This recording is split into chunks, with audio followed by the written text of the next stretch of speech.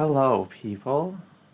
Let's see. It looks like everything should be set up properly. It's been a minute since I've had a stream, so usually the longer I wait, the more likely there's something or another that's just not quite set up right. But hopefully everything's in order today.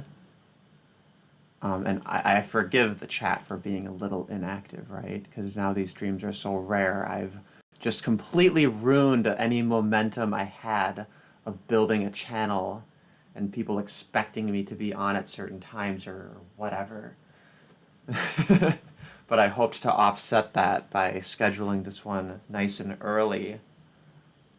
Let's see, it says a few people are waiting. Can somebody send a message in the chat? Then I can just make sure people can hear me. Looks like we should be good. Well, anyway, I do have a few things to discuss, but it's, still going to be a little bit of a casual, kind of cozy stream, I suppose. I stated in the Discord that I had like a channel announcement, which I guess in hindsight was a bit of a dramatic way of putting it. Mostly it's just I want to change the name on my channel. And I've noticed that other people do that. Hello, Paulo. So I think you can hear me, right? Um, but anyway, I've noticed like other channels. I think it was Martin Goldberg. And what was his channel originally called? Something to do with, oh, Economic Invincibility, right? Is what he used to be called. And I remember just going through my subscriptions and seeing a video of his pop up. And then, like, there's no avatar, it's just his little M and it's him. And I'm like, what is this? I don't remember who this is or whatever, but this seems interesting. And I listened to it, and then as I'm listening, I think I recognize this voice. And it took me, I think, even like probably 2 or 3 videos before the connection had occurred to me that this was the same person. And that's one thing I kind of want to avoid, right? Because like that, it's just kind of like jarring and annoying. I don't want people to just see some random new name on their thing and then think, when did I subscribe to this? you know, it'd be nice if there was some sort of feature that let you kind of like, I don't know, view both names or roll it back or something, but I guess there's not really many elegant ways to do that. I know that you can include channel tags, and I'm guessing that's kind of the one utility, is I would put Spacepan in my channel tags, so that people who search for that, they're going to end up at this new one. I'm thinking I may just change it to my name, because if I'm honest, that's kind of just what the channel is and kind of always was. Having like a username, I guess, was just a tiny bit of an obfuscation, which obviously I'm very sloppy about that anyway, so what's the fucking point, you know? All right, all right. So before I get to the topic, which was the inspiration of the title of the stream, I remember last night, I guess for, what was that, yesterday morning, whenever, Steve Brule on his channel, he had a conversation with Janice, and towards the end, she mentioned Vox had a series of Masculinity Week articles, and she said there was like a whole bunch of them. It was like this whole thing, and I thought, ooh, this sounds terrible. Let's check it out. This will be a great way to find a bunch of awful things to look at, right? And I was searching around and I can't find it. I'm not sure what she's talking about. And then as I searched for Masculinity Week, it's actually Jezebel that came up. And I wonder if she meant Jezebel? I'm not sure. But I also was searching on Vox for Masculinity Week, and basically it was just all articles about Trump. There's nothing but articles about Trump. And I found some that seem kind of interesting. So I got a couple of tabs. Let me see. I'm gonna send out my Hangouts link to the usual suspects because I think it's I think it's fun to have other people on here. Although it looks like maybe nobody is up right now because, like I said earlier, I've built the expectation that I will not be streaming. So, Oh, it's all so sad. But I actually have a kind of good excuse lately, which is, and I think I've mentioned this before, I am moving back to America. That's kind of exciting. I'm a little bit anxious about it because I really do not know what I'm going to do when I get there. But I have, friends and family back home. So I think that I've been abroad, looking at 2.5 years now. So I figure, yeah. So I figure, it's been long enough. I think I would have preferred to finish out this year to have saved some money, and to have things a little bit more organized. But just the way things are right now with the beer virus, and the way that that's impacted how we have to do business over here, and the fact that you're wearing a mask no matter where you go because everybody's wearing a mask and everything. It's just, it's it's really kind of drained the appeal. So so I figure I'm not really that happy here anymore. I'm not that happy here, and if I'm gonna be missing lost audio, what do you mean lost audio? Oh, okay, good, good. Probably just a hiccup. Anyway, but I figure like if I'm going to be living abroad, right, and like not having holidays with friends and family, if you give me money, I don't give a shit, right? I'll miss like 5 to 10 Christmases if there's money. I don't give a fuck, right? But now like even the money isn't a guaranteed thing, and my employer can just like violate my contract with impunity, and there's not really any way to redress it. So the whole situation is such that um, I had to move back to America eventually. So I've been slowly cleaning out my apartment, which is kind of cathartic, but also a bit sad. I have like hoarder tendencies. I have those hoarder tendencies where I like I like to keep like junk because like it reminds me of an experience. And what I've done to keep this tendency in check is I make sure it's something like stupid and small, right? Um, because that way you can keep like all kinds of trinkets in a little box or something, and then that's not that's quite manageable. Um, but now I'm looking at like, okay, I'm not gonna just like I can't like you can't just keep junk. You can't just accumulate junk. You have to get rid of it eventually, right? But it always feels a little bit sad because it's kind of like it's like you're killing the memory, just like casting it into the dumpster. But no, it's all good. It's also quite fun because I find like old things that I had totally forgotten about.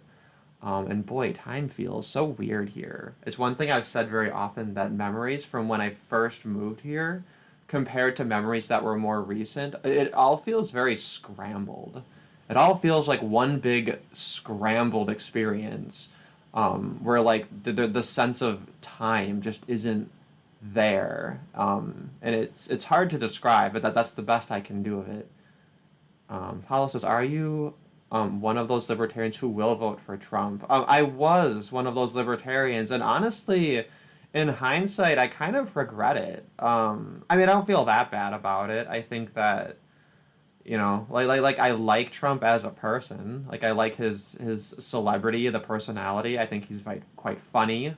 So I've all kinds of good things to say about him.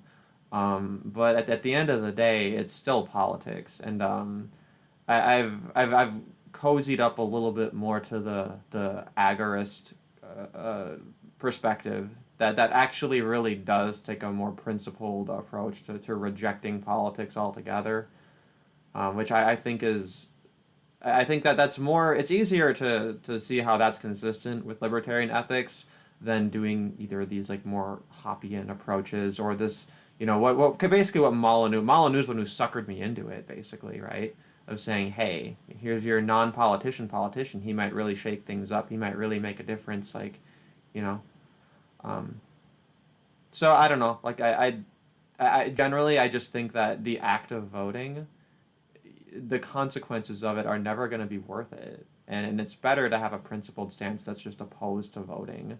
Which is why, I'd sooner vote for Trump than vote for someone like Joe Jorgensen. Um, because at least like I don't know, I somehow the lies and deception associated with either the Democrats or the Republicans, I can accept that more so than the people who call themselves libertarian. I see the Libertarian Party as this like ultimate crystallization of just betraying libertarian principles because they sort of set up this idea that as a lowest common denominator we can accept parties and politicians and political activism. And it's not like their stances are even that we're gonna infiltrate the state and then like take the whole thing down, right? It's like it is political engagement in every way, and then it puts a face to libertarianism that at the outset just endorses the entire process, and it really illustrates just the hypocrisy of libertarian voting. So I'm a bit disillusioned. I'm back to my strict non-voting stance. Doesn't mean don't do anything, right? Obviously. Oh, and this reminds me, lately I've been listening to Kevin Michael Grace's streams. He's actually become one of my favorites. I don't know if you guys listen to him. Um, I know my friend here in the chat with the Moon Runes name. I know that he would really fucking love it. So I'm going to actually link you that directly. Hey Ashley, how are you doing? Hello, I'm good.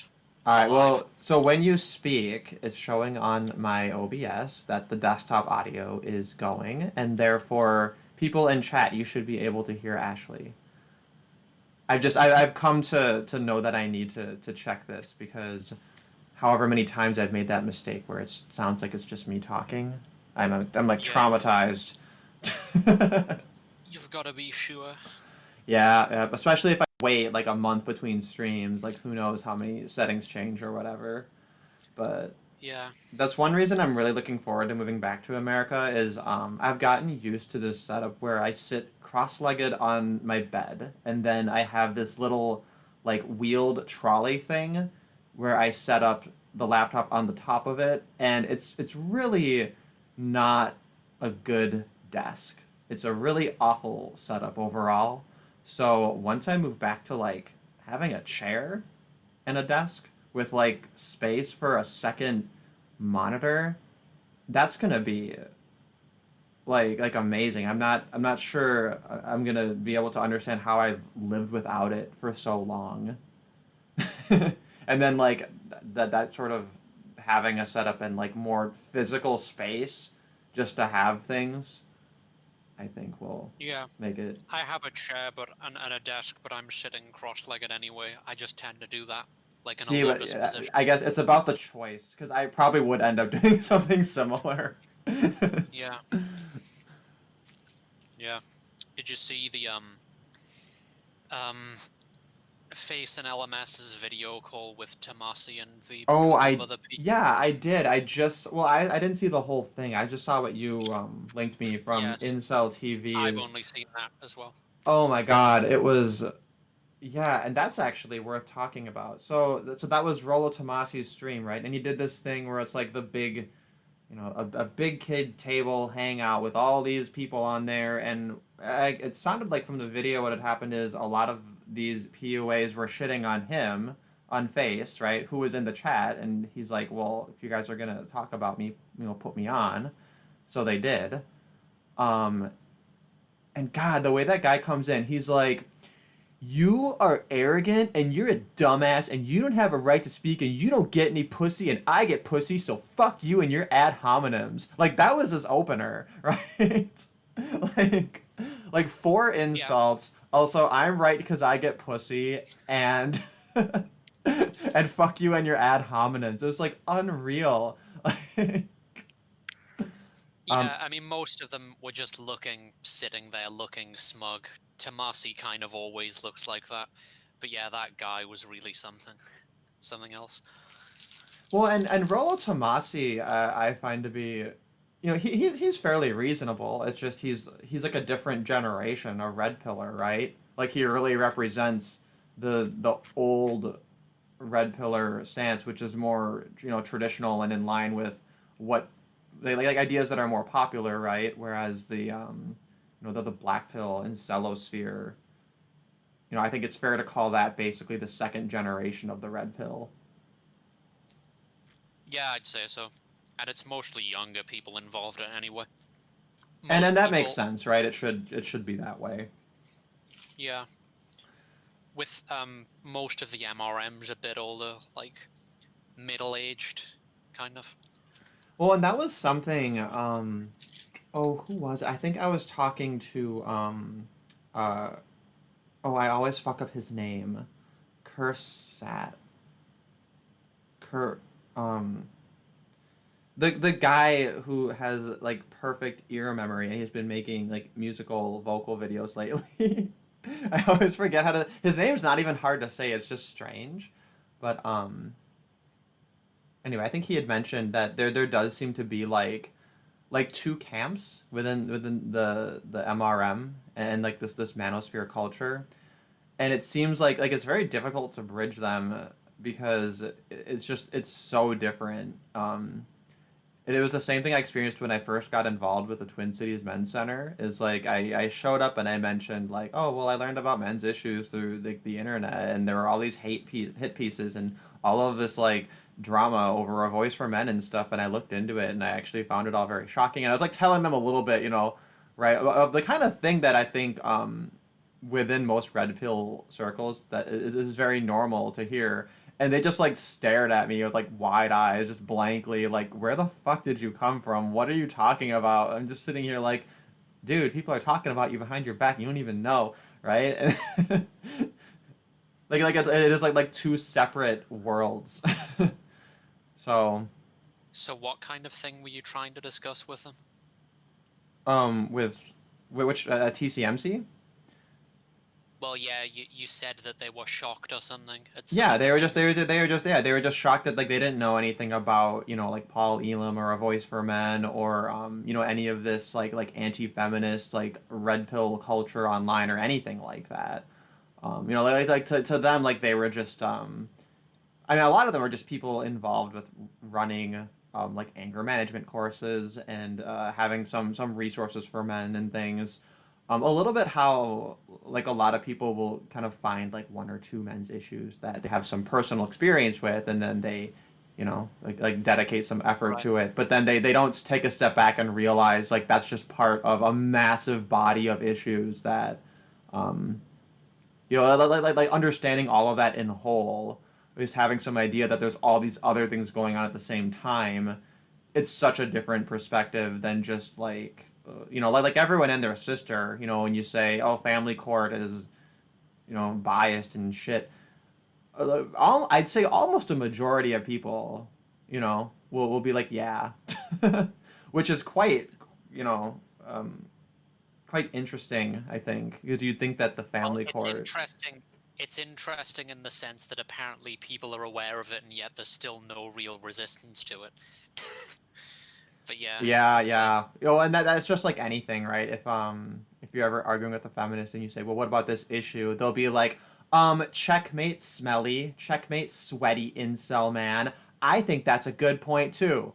Right? And like that's it. It's like, yeah, but you haven't done anything. You just like you just said, "Okay, that my point's right." And then, the fact that nothing's done about it, that there's no connection to any real world change doesn't bother them in any way.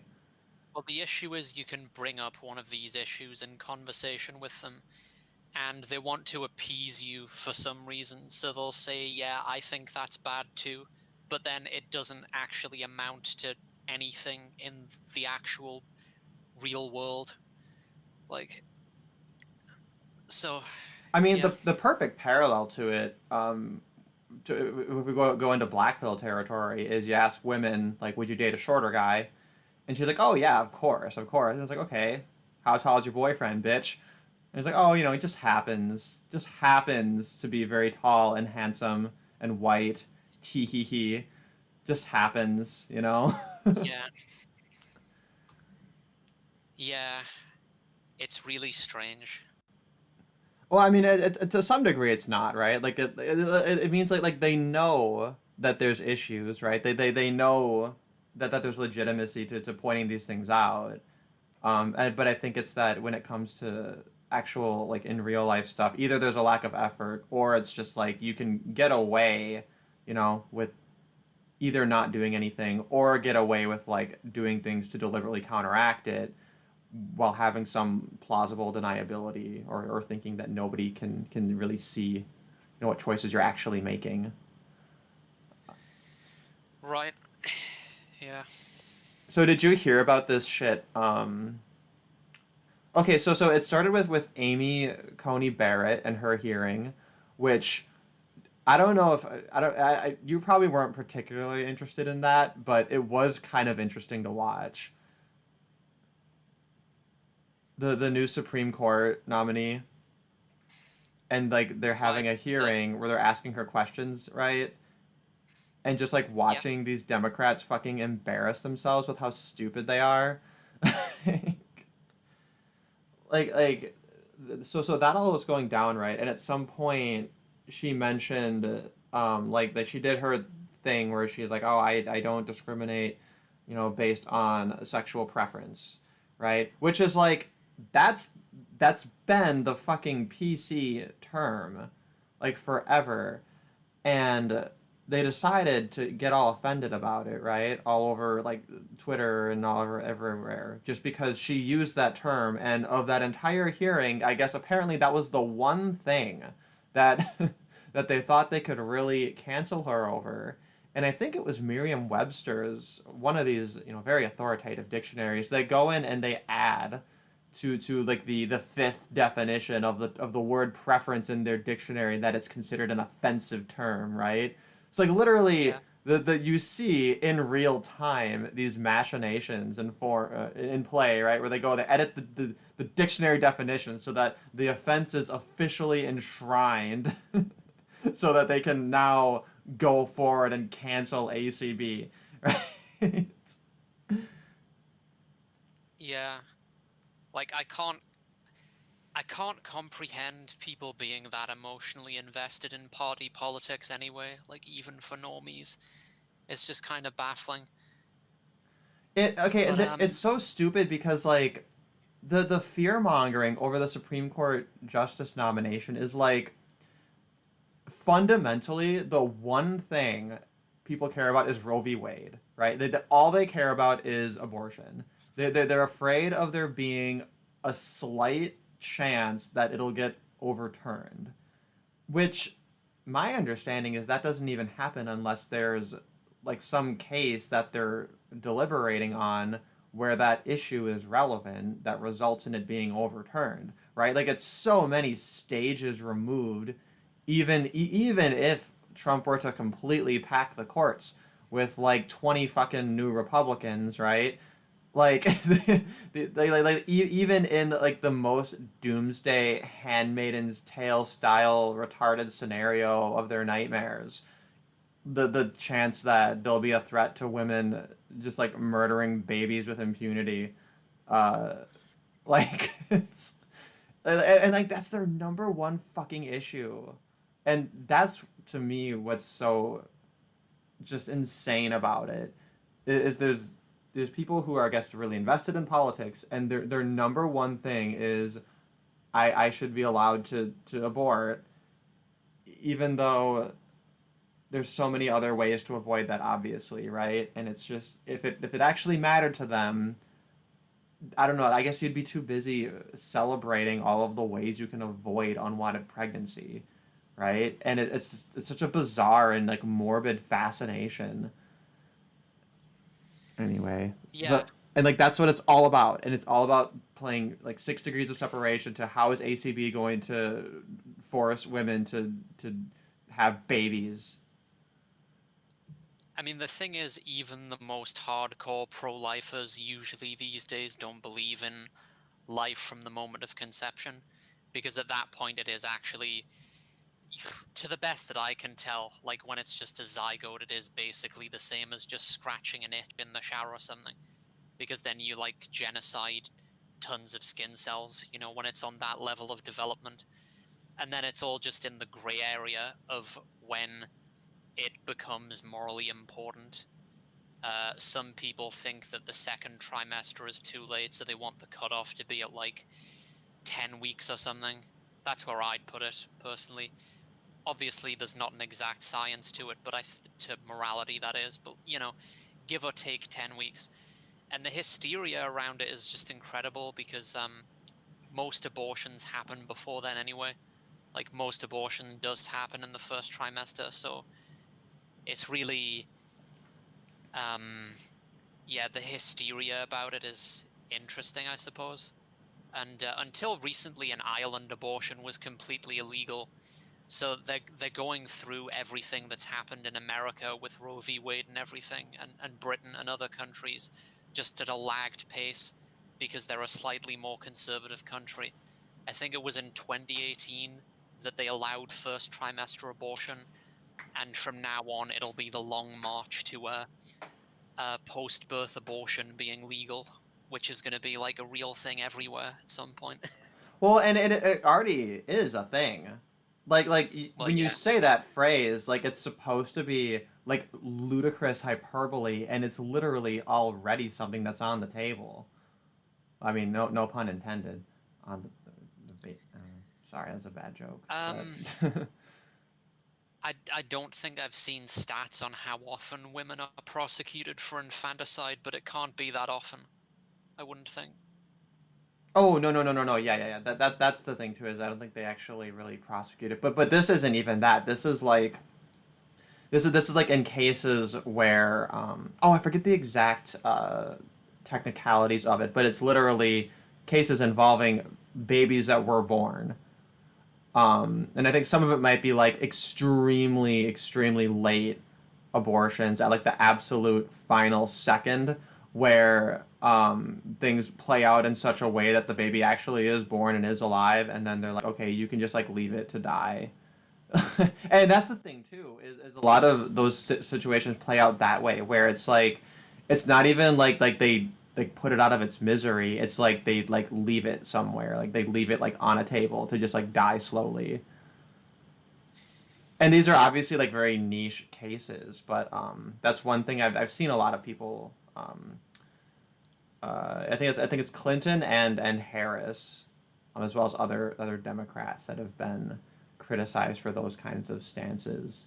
But obviously, it's not representative of the whole. But the fact that there's By even the a way, part of this that's like approaching post birth abortion is it's yeah, quite insane. it'll be. I don't know if it'll be completely normalized ever, but I wouldn't be surprised. These chivalric politicians and so on. Like, you never know what they're capable of. It's interesting to watch unfold and whatever. Yeah, and that's why I come down pretty hard on the Christians, because like all these people who are like these very like woke fasci types, they love to say, oh well, Christianity, we're going to promote this traditional morality, and that's going to put an end to all this. And it's like, really, because all I see is a bunch of Christians simping, and it's like a grotesque kind of simping where there doesn't seem to be any real limit on it. It's just the most woke progressive liberalism lagged behind like 10 years. Yeah, like there's no real conservative Christianity from what I can tell. Or there is, but it's extremely. It's an echo chamber, basically. You have to go to these far flung corners of the internet to find it. And mainstream Christianity is just. Well, it's the same as the rest of mainstream culture, just with a sort of a layer of religious teaching on the surface, but like underneath that, it's basically all the same.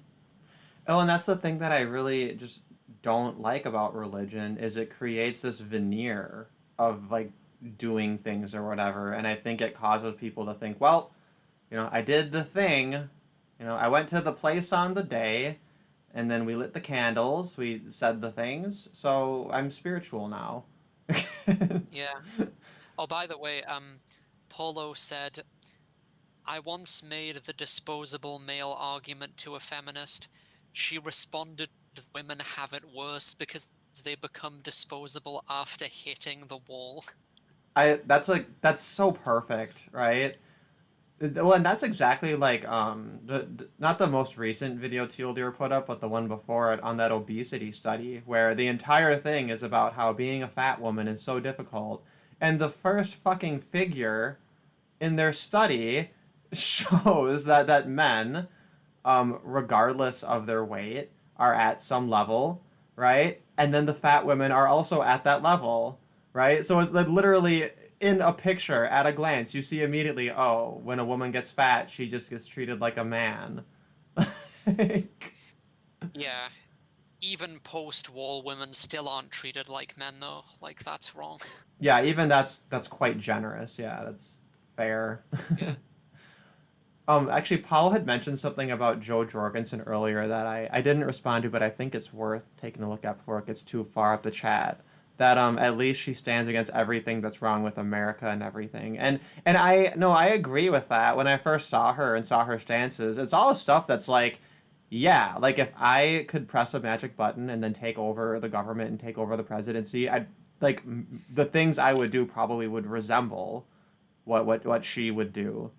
I am in that camp though that got pissed off at her over her statements regarding like anti-racism. I know Adam Kokesh was out there saying people like me are just being hysterical pearl clutchers and that we have no excuse for not supporting her or whatever. Which I mean is kind of fair. Like I'm not that emotionally invested one way or another, but the other thing I just really quick wanted to mention is I saw she was being interviewed, and what she said. So she was saying like, hey, you know, if you're in a state that's not even a battleground state, why not just vote for me, right? If you're in like a deep red state and you want to support Trump, well, he's gonna get your electoral votes regardless. So why not also send a message that says that you know we want to have a viable third party to get the number up, basically. And so many people criticized her for that because they said, "Oh my God, what a horrible message for a politician to say that like I know I'm not even gonna win, and you should vote just to send a symbolic message or whatever." But I looked at that and I thought I really appreciate that honesty because you know we all know that that's true, and that's a very you know that I mean it's not that practical in the larger picture, but in the context of where your vote goes, I think that does make a lot of sense. So I got some good things to say about her, but I abstain. Oh, and then also Jay Willie, since you hopped in here, I when I was looking over my channel, I noticed that I had like comments from you from other videos from like a week or so ago, and I used to get notifications. I used to get notifications every time a comment's been made, and those stopped at some point, and I don't know why. I don't know what happened. So I feel kind of bad because I've noticed there's like a little bit of a backlog of comments on various videos from a few different people. And I used to be pretty good about, you know, reading everything and responding to things because the channel is so small that I can do that. Um, so anyway, once I move back to America, it's gonna become a higher priority. For now, I'm like I got like a few weeks left here, so I might as well walk around and smell the flowers through my face diaper. Anyway, I was just catching up with the chat. So what was your important channel announcement? Oh, just that I'm probably gonna change the channel name, which is something I've been talking about.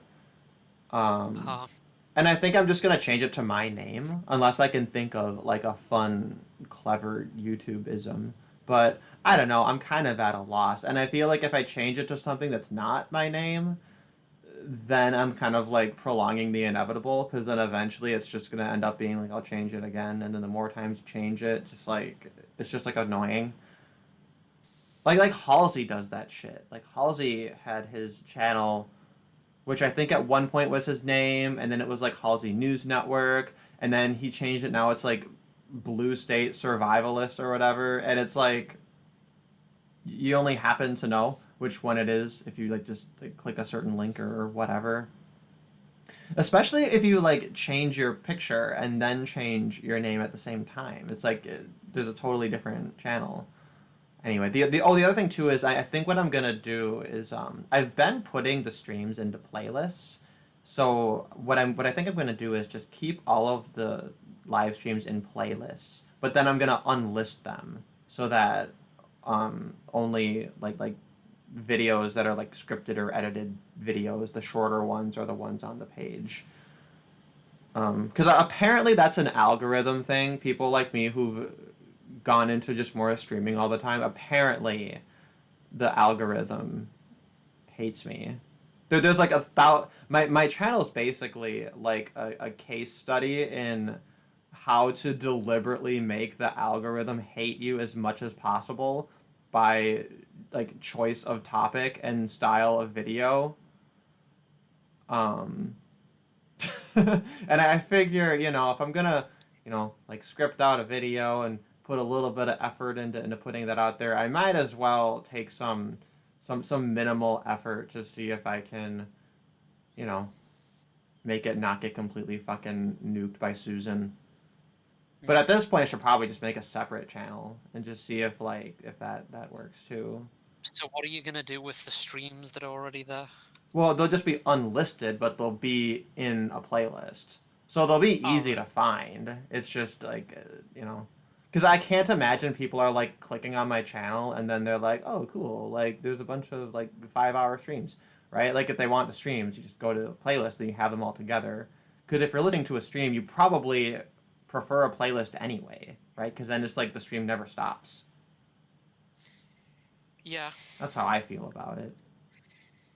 Oh, right before you had hopped on, I was talking about Kevin Michael Grace. Do you ever watch his podcast, KMG Show? I don't know who that is. Oh, okay. So he, the way I found him was because he was on Luke Ford's streams a lot. And I found that whenever he was talking, I was like, this guy's a really interesting character. And then I had heard at some point, like, oh, he's doing his thing on his own channel. I think he's done like 60 or it's like 160. I don't know, however many. But he's very funny because he's an older guy, right? And basically he just reads through, current events and news and things and just has this like just dry kind of sarcastic wit throughout the whole thing. Just looking down his nose at how terrible everything is. And it's, I don't know, the whole style and presentation of it. I find it very enjoyable.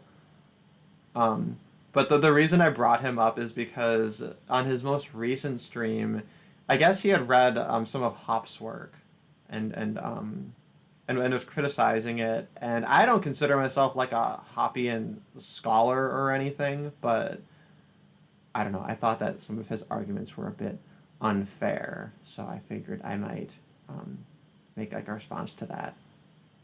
I forget what it was. Oh, it was the conversation about libertarians and voting and that kind of thing that made me want to bring that up. So I thought I'd tie that loose end off. I'm surprised. I figured you'd know Kevin Michael Grace because I figured you might know some of these. I call them the queerosphere, the Luke Fordosphere type people. Yeah, I know who Luke Ford is, but yeah. Well, I suppose we call it the Luke Fordosphere because there's so many people around him. Or I guess there was at a time. I don't quite follow it as closely anymore.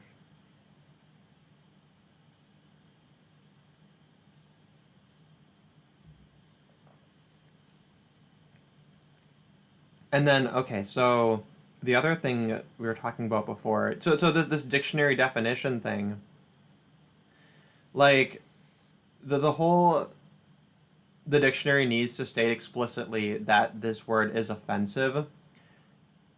Like on one level, it reminds me so much of this whole classic thing of feminists, dictionary definition style arguments, right? Where they just look at what the dictionary says, and that's the authority, therefore it's right? Like a very open and shut case of an appeal to authority.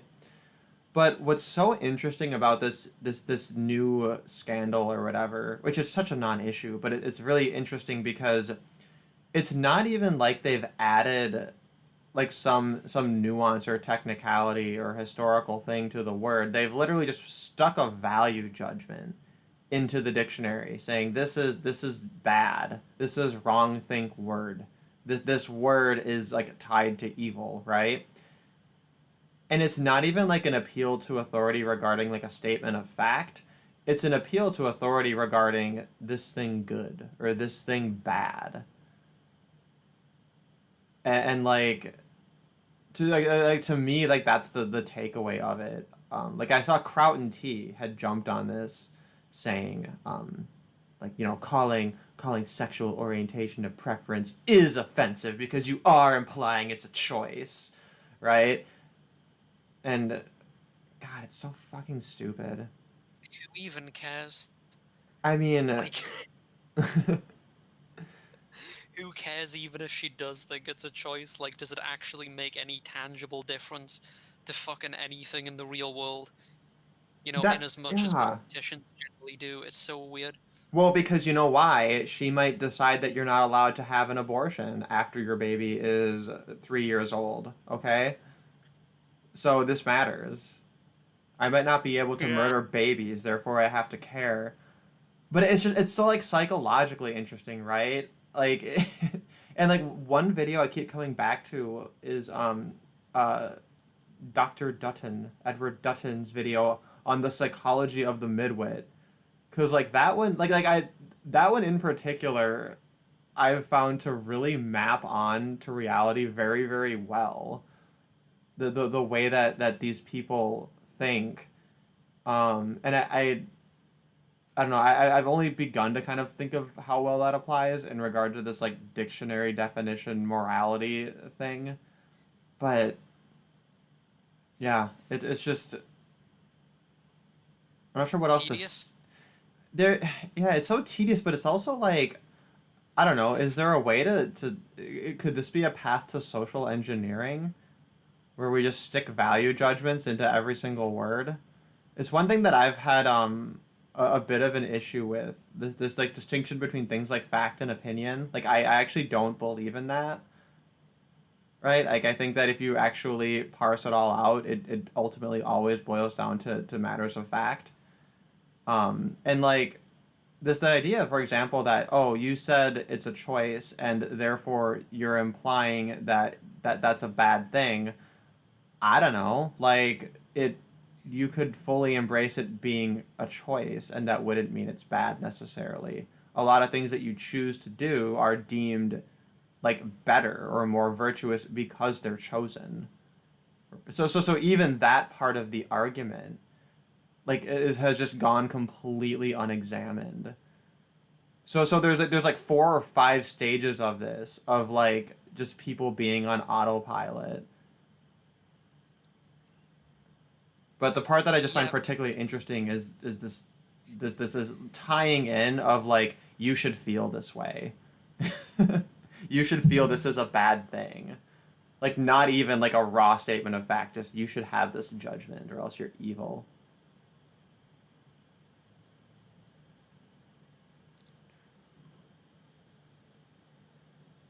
Yeah. I think I the don't know. algorithm doesn't like channels with low average watch time. Yeah, that's probably true. I have pretty good average watch time, I think. But that's weird though because if you're a streamer, in theory, that should mean you have a higher than average watch time. But nobody knows. Nobody knows the algorithm. It's Well, not if this. people only listen to like 20 minutes of the stream. Well, it Like the depends, 3 hour right? It depends on it. Is it a raw number or is it a percentage of the video? Right. Daddy K, is that your KMG? Are you looking at KMG now and now you're like instantly in love with him? Cause this guy here who just said that, Daddy K, like he totally like would have that attitude, like cause he's so fucking funny, KMG. But I'm gonna take him down. I'm gonna cancel him. I'm gonna create drama for no goddamn reason. Have you noticed that Karen Strawn seems to be very inactive of late. Like this Well, past year and 2019 as well. well, she's been inactive forever. I mean, if you listen to Honey Badger, she hops on. Although I'm not sure how much of that is like their after shows that you only have access to if you give them some shekels. So it may be that she hops more onto those because that's usually a little bit more casual. But I don't know. So I hear her not as often as I'd like, but it would be great if she did more of her like long form scripted videos because those were pretty freaking golden. I don't think Yeah. I feel like the last time she did something like that was fucking When she responded to ContraPoints. oh, you're right. That was it. Yeah, that was it. I was gonna say when she responded to Medicare, but that was even like 2 years prior. Yeah, I guess point taken. She has been really inactive. See, is that our friend Honks? Yes. Honks Hear me? the to be Estro twink. To be Astro Twink, yeah. That's goals. Basically, yeah. Did you hear about sexual preference? It's offensive now. The dictionary said we have to feel that way. So if you don't feel that way, then your definition is wrong and your morality is wrong. Wait. Okay, so they're saying sexual preference in any like category is like wrong, or just like specific like No, they're saying the you have to be, like, term. gay? It's a Voldemort Okay. word now. Sexual preference is now a Voldemort term. Why? What's the I mean what that's the thing what is it now is it just sexual orientation? Do you have to say that because people don't like homosexual because it sounds very dry and clinical, and sexual orientation likewise has a bit of that clinical air to it, whereas sexual preference felt more like a personable kind of human way to refer to it, right? I felt that was quite sensitive. So what do we call it now? We call it I mean, I just call them big gay homos. Just call them degenerate ass rammers. Just whatever. Like I don't like what are we calling gays now? Just gays. Fudge packers. Fudge packers. Fudge packers. That's a good one, right? Because everybody likes fudge. Yeah. This reminds me, I have an idea for a children's book. Um, Not about fudge packing, obviously, but I drew a picture of a poo poo and I made it like a princess, and then I like it was like this really funny thing, and then like I drew like she lives in a big castle, but the castle's in a toilet, and then the more I think about it, the more I like this idea, right, of like a children's book about a princess, and she's literally like a little turd, right, that lives in a glorious castle, but the castle's in a toilet.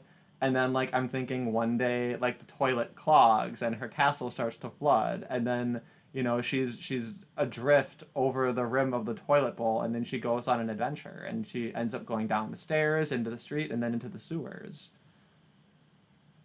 but eventually like finds her way home. Do you think that would that be good, or should I stop? I think you've been reading like too much kids stuff or something. Well, I don't think there's anything like it. I think partly, I think what inspired me was Unicorn Poopsie Surprise. Oh, okay. At first, when I saw it, I thought that's weird and gross. But then the more I thought about it, I'm like, no, it's brilliant. It's brilliant, and I'm just No, jealous it's that I didn't think of it obviously first. Jewish propaganda to give us cat fetishes. What are you talking about? Oh, maybe. Yeah. Yeah. Yeah. I don't know.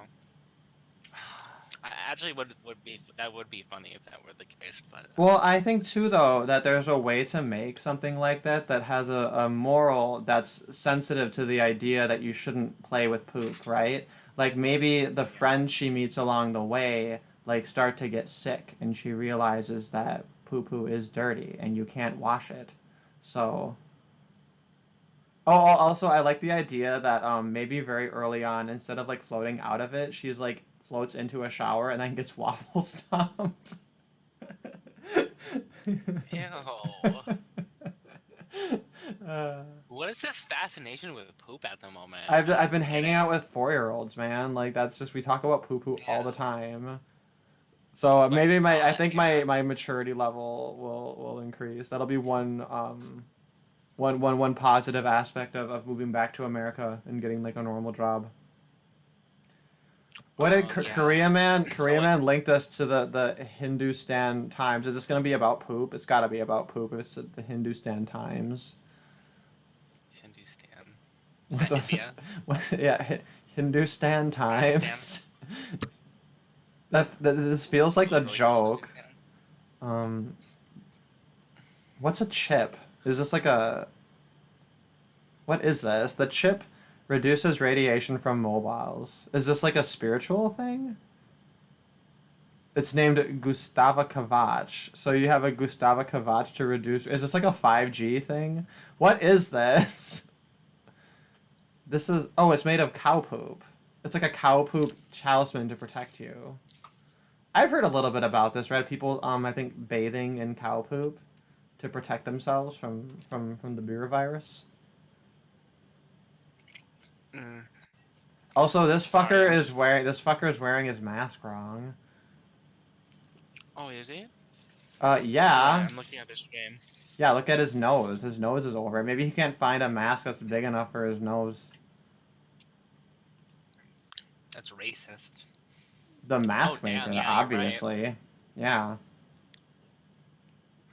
So I mean that's gonna hurt his I sometimes credibility do right that. away. You know, cause he's sitting there holding up fancy cow shit, right?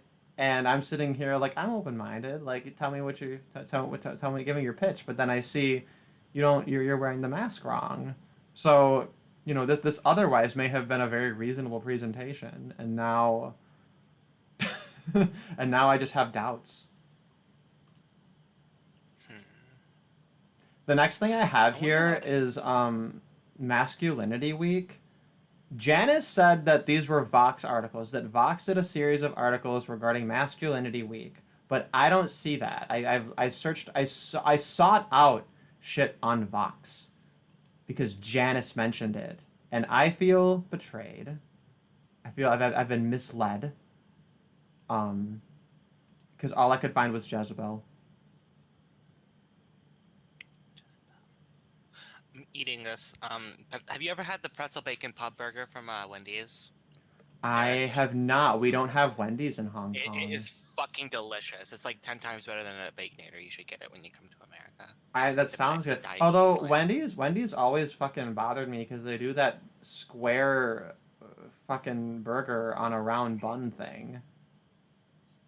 Why is that bad though? Because it's That's awkward. aesthetic. Like no, it's not aesthetic. Give me like a square shaped bun for the this because isn't the logic right is that then you can have like a continuous slate of meat and it's easier to cut it into squares because you don't have like the corner parts missing or whatever, right? I think that's what I heard, right? Was part of the logic.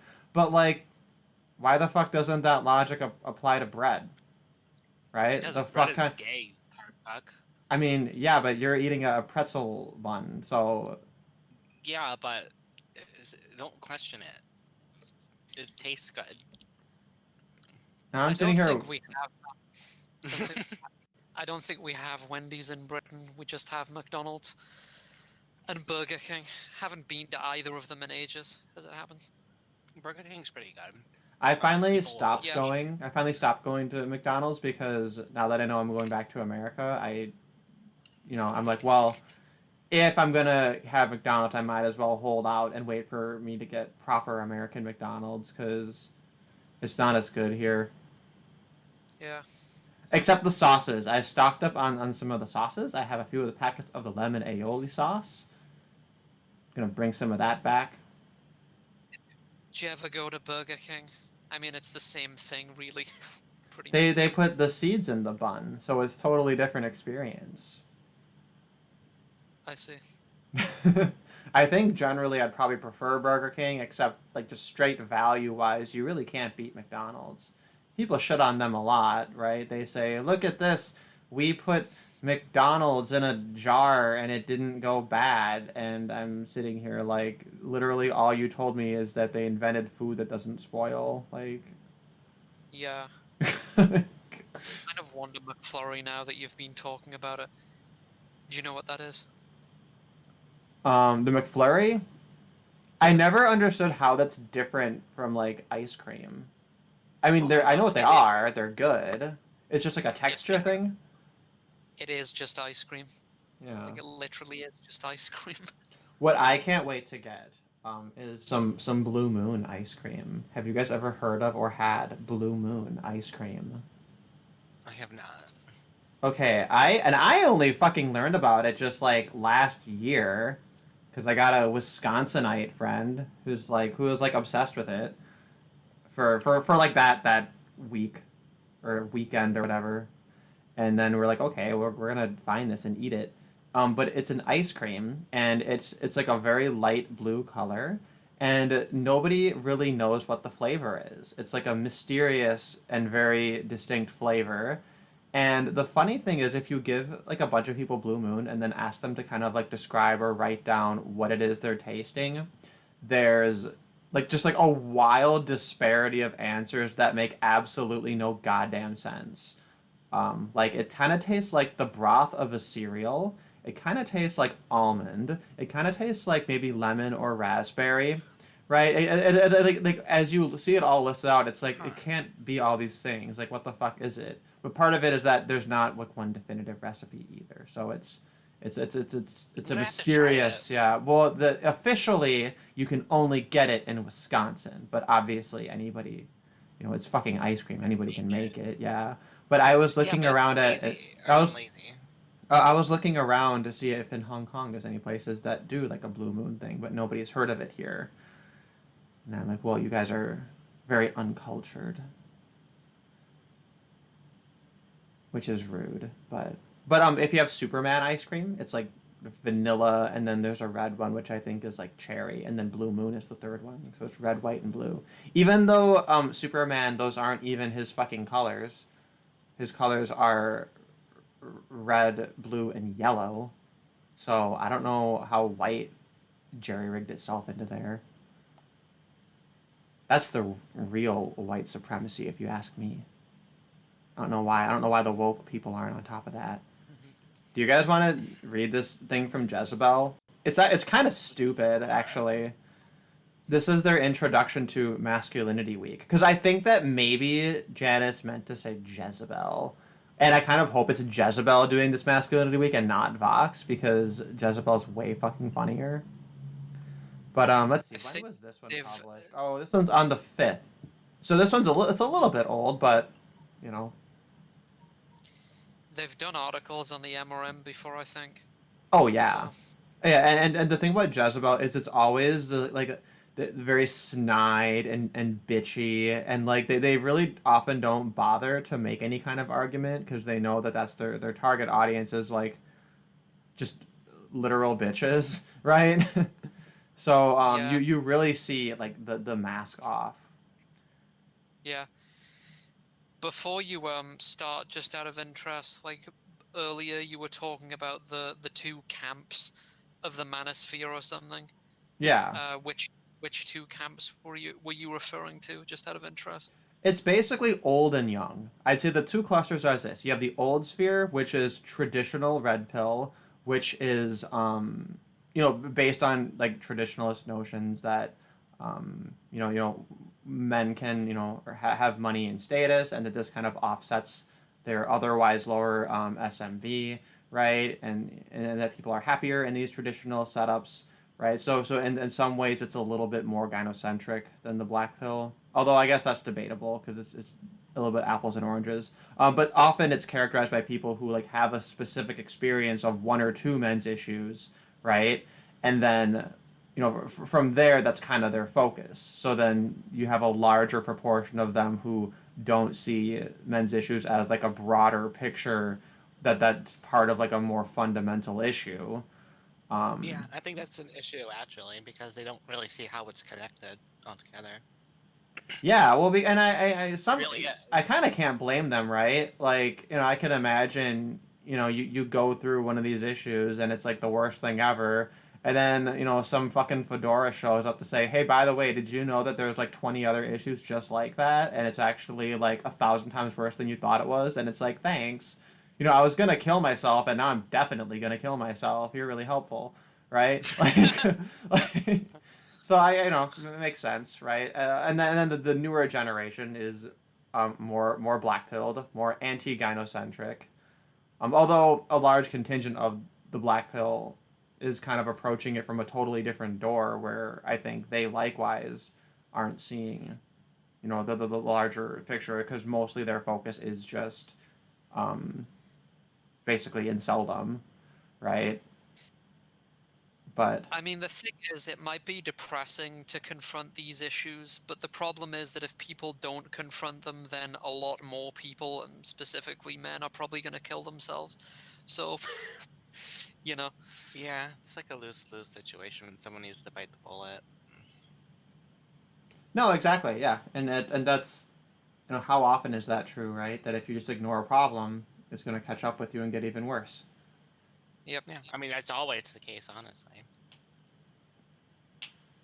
So this is what they wrote. This is just a quick like 2 paragraph like blurb.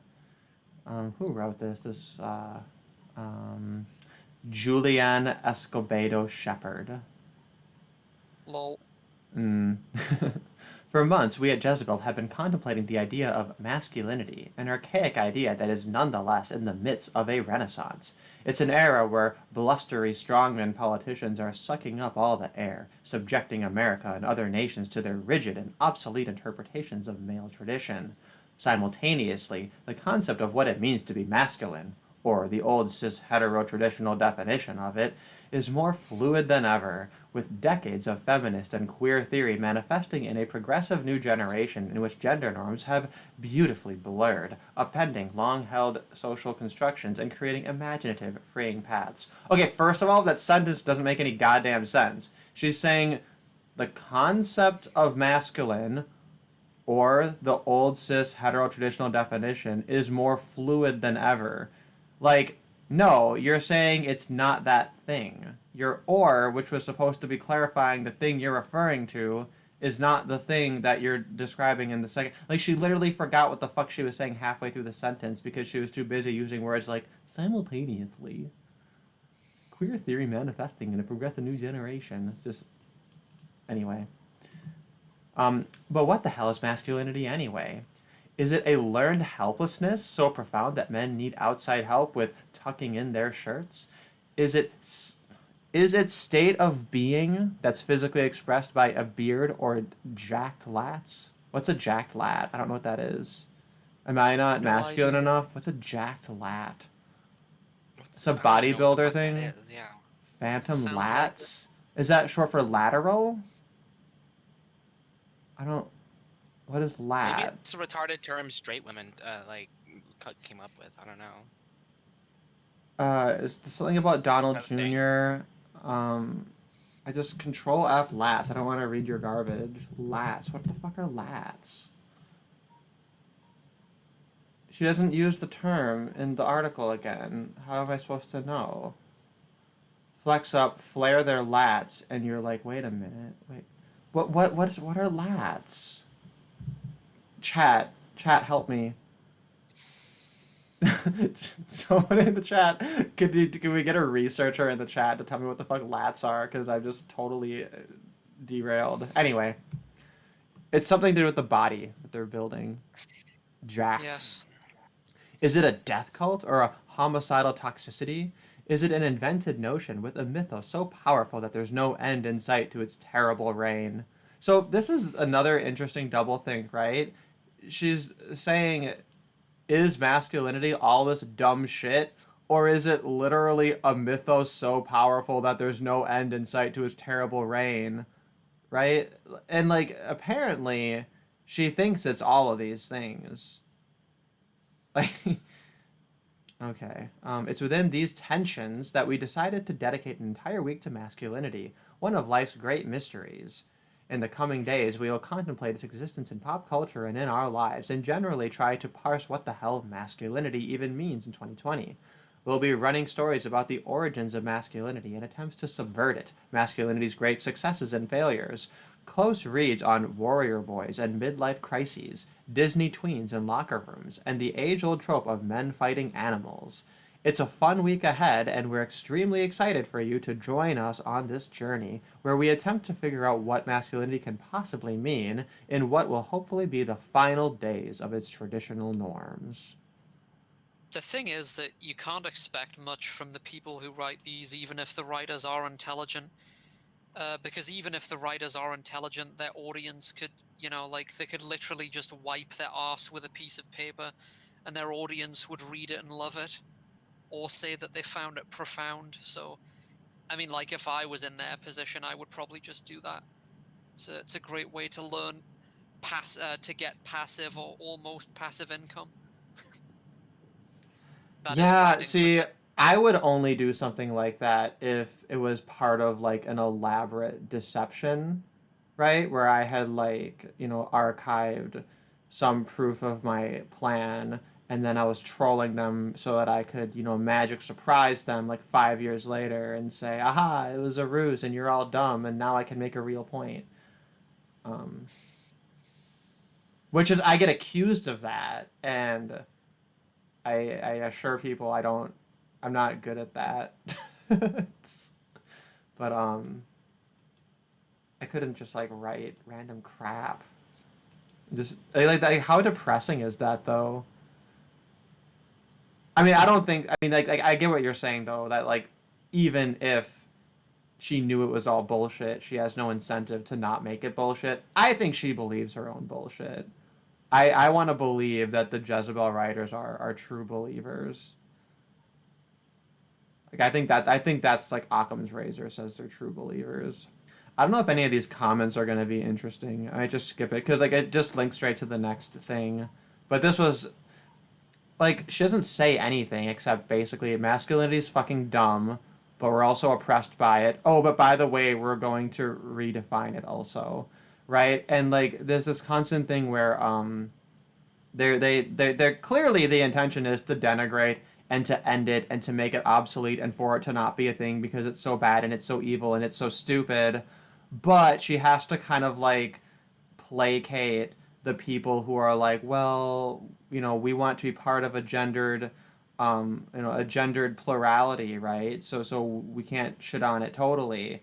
And the funny thing is people within red pill spheres, we always point to stuff like this and say, you don't want to like reinvent or add to or amend masculinity or to expand on it or any of the shit you say. That's all just a euphemism for you wanting to destroy it. And in this article, she's literally just like doing both simultaneously. And there's no sense of like how these two things could even be put together. But maybe my standard is too high for what is just her little introduction. I mean, she's not completely wrong if you think about it. I mean, there are aspects of masculinity that are just fucking retarded. But like, it's always just pisses me off because she refuses to critique femininity whatsoever, and like thinks that masculinity is all just like terrible, and there's actually a lot of like good in it. Yeah, no, and that's I've always wondered about this too because I tend to like be more like individualistic in an ideal sense, right? And I've always kind of wondered about this thing where it's like, okay, you have a man who does a thing, and like if like to the degree that we're defining masculinity and femininity by things that men and women tend to do, you then open the door for like if people do something that's kind of more contrarian, well, that's now just another dimension of it, right? Because it's by definition being defined by the people of those respective sexes. Um, right, That's true. but that's not but it's not a very but it's also not a very useful way of looking at this, right? So then I kind of just default to are these terms that useful? But then of course people otherwise approach it in ways that are like what are the roles and the impacts of thinking about things as masculine or feminine, right? And I think that's a more useful way to look at it, but I think that also comes with this problem that it is a little bit restrictive. I'm the current working of it is honestly, like the way that I'm seeing it is that feminine things just tend to be frivolous evolutionary dead ends, and then anything that's cool or useful or good tends to be masculine. Yeah, You know what I mean? I Like I'm struggling with this script. I'm critiquing. I'm working on a script critiquing no, like traditionalism, and I'm sitting here like, what would I salvage from femininity? And I'm like, I don't know. Like, yeah, but no, like I know exactly what you mean. It's funny because uh, people say that feminists sort of they'll approve of masculine behavior in Brian Martinez talks about this a lot. Um, Women that present in a masculine way in certain situations because it's gender non-conforming or whatever. But there's also another kind of trope that I've seen happening a lot that feminists really seem to take umbrage with, some of them anyway, which is that so this is the reality, and this kind of speaks to what you were just talking about. Interesting female characters in movies or heroic female characters tend to come across as somewhat androgynous in their demeanor and their attitudes and this kind of thing. It's a tendency that seems to happen a lot. You will sometimes see people complaining about it, traditionalists as well. They'll say, this female character is basically a man just with a female body, this kind of thing, in like an adventure setting or whatever. The problem is the reason that you don't tend to see many um, very feminine characters in TV and movies and literature that are also heroic and venturesome and risk taking and these kinds of things that people find entertaining to watch. What I would say is that it's for the same reason that you don't see many examples of homeless billionaires in fiction, because it's incongruous. It just doesn't make a ton of sense in real life. Because risk taking and venturesomeness are by and large male characteristics and therefore by and large masculine. It doesn't mean that women never partake of them ever, but it does mean that when a woman does partake of them, she's likely to be a woman with a more masculine state of mind. Like, it's very difficult to imagine a woman who's physically kick ass and she's going off on adventures and this and that, or whatever it is that people find entertaining to watch one day, but then the following day she's getting her nails done and her hair and like being a seamstress and whatever, and these other or gossiping and these other things that women seem interested in watching, because it would just be bizarre, like, because people aren't like that in real life, just radically flip-flopping in personality from one day to the next, unless there's something wrong with them. So yeah, that speaks to what you were saying. Interesting characters tend to be masculine. yeah, well, and that's the thing too is like if you presented a character like that, right? The female adventurer, in an attempt, right, to deconstruct masculinity by right, this way that like SJWs take over comics, right? Well, what ends up happening is to women who maybe are more like that, denying masculinity as a concept doesn't really help like define them or characterize them, because they'd probably be just perfectly fine saying, yeah, I'm more of a masculine woman, right? Like there's not even necessarily the sense of like does it need to be like recategorized. And then even if you had like the reverse, right, where it's like a very, very feminine woman who is nonetheless partaking in this sort of a thing, it would come off as a comedy. It would be quite funny, I think. So you'd be naturally playing off of the juxtaposition of how absurd it is. Yeah, it would look ridiculous. Um, because I mean, like, it's a reality, and it plays out in real life as well. Like, if you look up female explorers or female scientists, they tend to look kind of bull dykey, sort of, for lack of a better word. Marie Curie, it's a great example. But it seems though as well that it's like it's just based on what's situationally convenient to them. That is feminists or the sort of people who commentate on these sorts of things. Because in the one context they'll say something like that, oh, the most engaging female characters are all masculine, and they'll complain about that. But then they would also complain about a character who was very feminine, or very attractive, because men are attracted to feminine qualities in women, because they would say that was something male gaze and whatever. So it's I think it's just that they don't like the idea of well, it's just whatever's situationally convenient to them, and they don't like the idea of any positive qualities being associated with men, with masculinity. And I think it does reduce down to that. Kind of as a thought experiment, I wonder how you might do the inverse of it. Like the which would be the so-called Disney Prince movie, where it's a princess film, but it's a male character. But I'm trying to think of this, and like I feel like whatever happens is like your protagonist, they're necessarily going to do things, because if they're not the one with agency, like actually doing things, then the story's not really about them, and they're not really interesting. It's not really about their choices, right? Just stuff happening around them. Then it, I don't know, like this is telling stories just patriarchy now? Like, I'm trying to really imagine, how do you tell like a radical feminist story that doesn't perpetuate this idea of masculine agency? Yeah. It's almost like you can't, like Um, it's gonna be all in I don't know. optics, I guess. There's a context in which the sort of I mean, like, I can imagine a male character who's kind of like a trap, I suppose, would be the correct term, or the preferred term, or someone who's visually very feminine.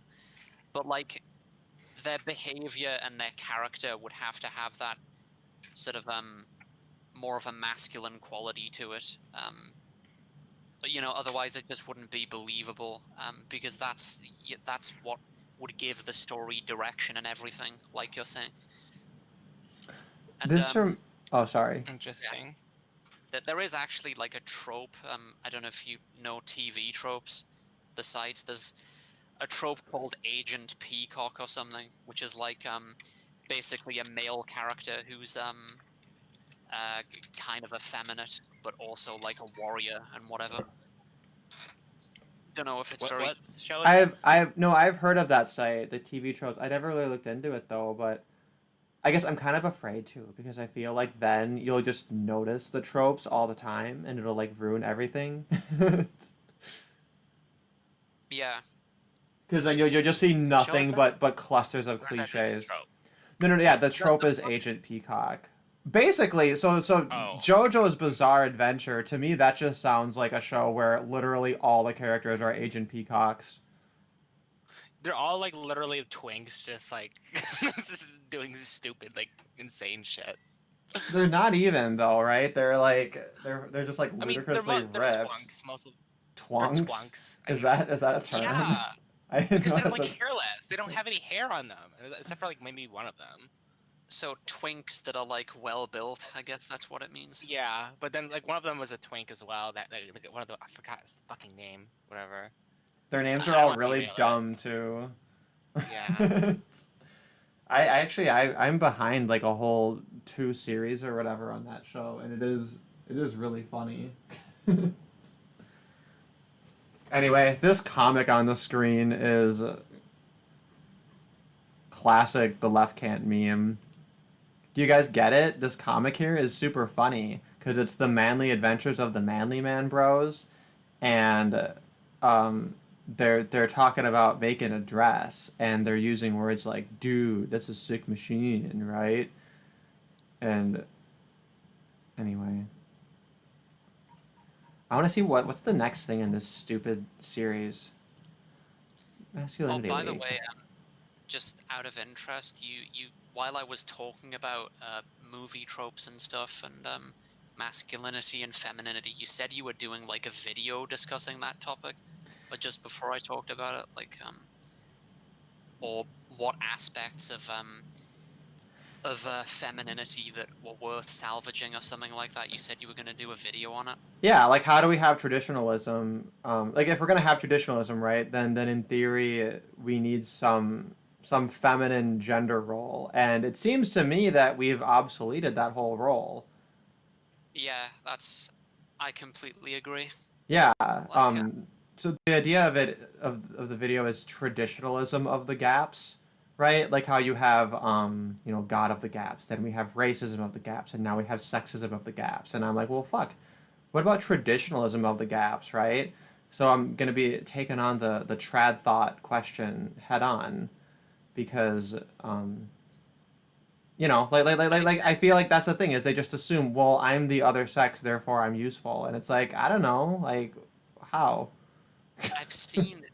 Well, no, like it's honestly a really good point because I've seen arguments like that play out on Twitter between Roco and Parallax Optics. Those two, they were talking about this, and you know, Parallax was saying something edgy about women or whatever, and well, they were discussing this topic basically, and the only thing anybody seems able to come up with is basically just giving birth, as in the aspect of the female gender role that we need, I guess. Yeah, and that's And that's I'm sorry, I was dealing with fucking kids. Sorry. What were we talking about? you know what I just mean though. Like that is traditionalism. like What's the yeah, female gender role in 2020 with our modern technology? You know. It's nothing, really. It's all. It's not. It's literally based off men's sexual preference towards women. I think. I think like that's all their general is have sex with men. Does that make sense, or like do I need to like elaborate? No, I think that's yeah. I mean, obviously, here I think you guys are kind of would probably think similar to what I'm thinking of, but I've been kind of letting that one stew just so I can make sure that I don't miss something that I guess would be I mean, you've got to important. be the framing of it. Um, can cause disapprobation to normies. You've got to be careful with how you say it. So, Parallax Optics is very quote misogynistic, I guess. So the way he framed it was Hilarious, what I'm do we guessing. yeah, what he said was what do we actually need women for in 2020? That is what essential role do women contribute to civilization that we couldn't do without in 2020? Um, and Roko said giving birth, which is the same answer that everybody gives. There's a subtle difference between whether you say what do you need women for, like if you frame it like that, or if you say the female gender role. Because if you say the female gender role, that like implies that women could evolve out of their role or out of their tendencies Yeah. to fill new niches or whatever. Whereas if you just say women, that implies that it's all determined. I don't think I need to tell you which one I think is more likely, but yeah. Yeah, I think it's a very what am I trying to say? It's very it's very clear as day to me that when we say women, we're really what do we need women for? We're not really even talking about women. We're talking about their fetuses. That's the only thing that they bring to the table. When we talk about men, we're not talking about their ability to reproduce because obviously their sexual marketplace value is lower. We're talking about what they actually provide as a person rather than their loins. So Brother. it's just a consequence of biology, I guess. Women really don't have as many things they can do with their own person since they Well, it's an interesting way of framing it, right? Because what like so many feminists would say, oh, you just see women as walking uteri, and it's kind of like, well, if we're gonna talk about, male and female roles and what their contributions are, like there's a reason that men are seen as disposable and valued for their utility, and there's a reason that women in this context are seen as walking uteri, because that's what's being presented. And they kind of want to put the cart before the horse and say, well, why am I not being valued for the things that I'm not presenting? It's like, you're, because you're 'Cause you not didn't presenting, evolve to you're be not doing utility, them, you're not doing the thing. Like, Yeah. anyway, And the sad part is that there's no like specific way to get out of that easily because women didn't evolve to be good utilities either.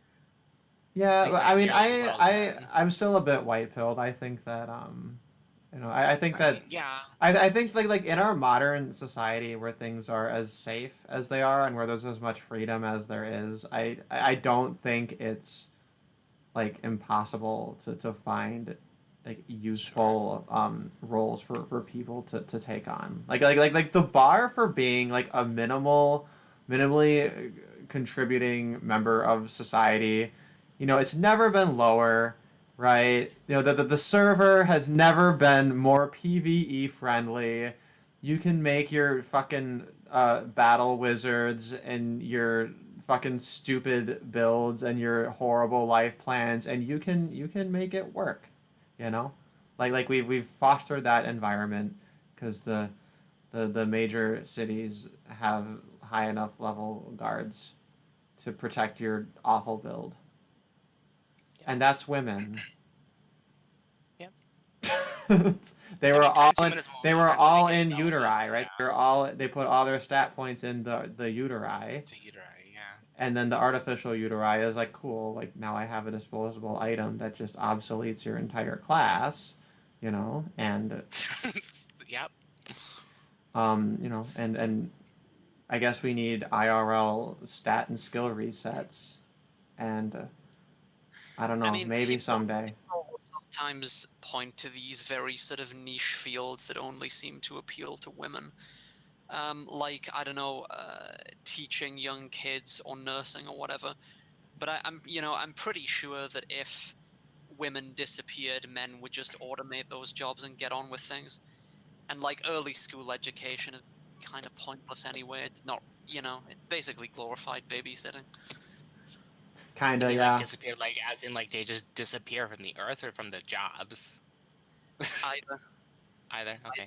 I mean, I think I think men would probably be able to actually make.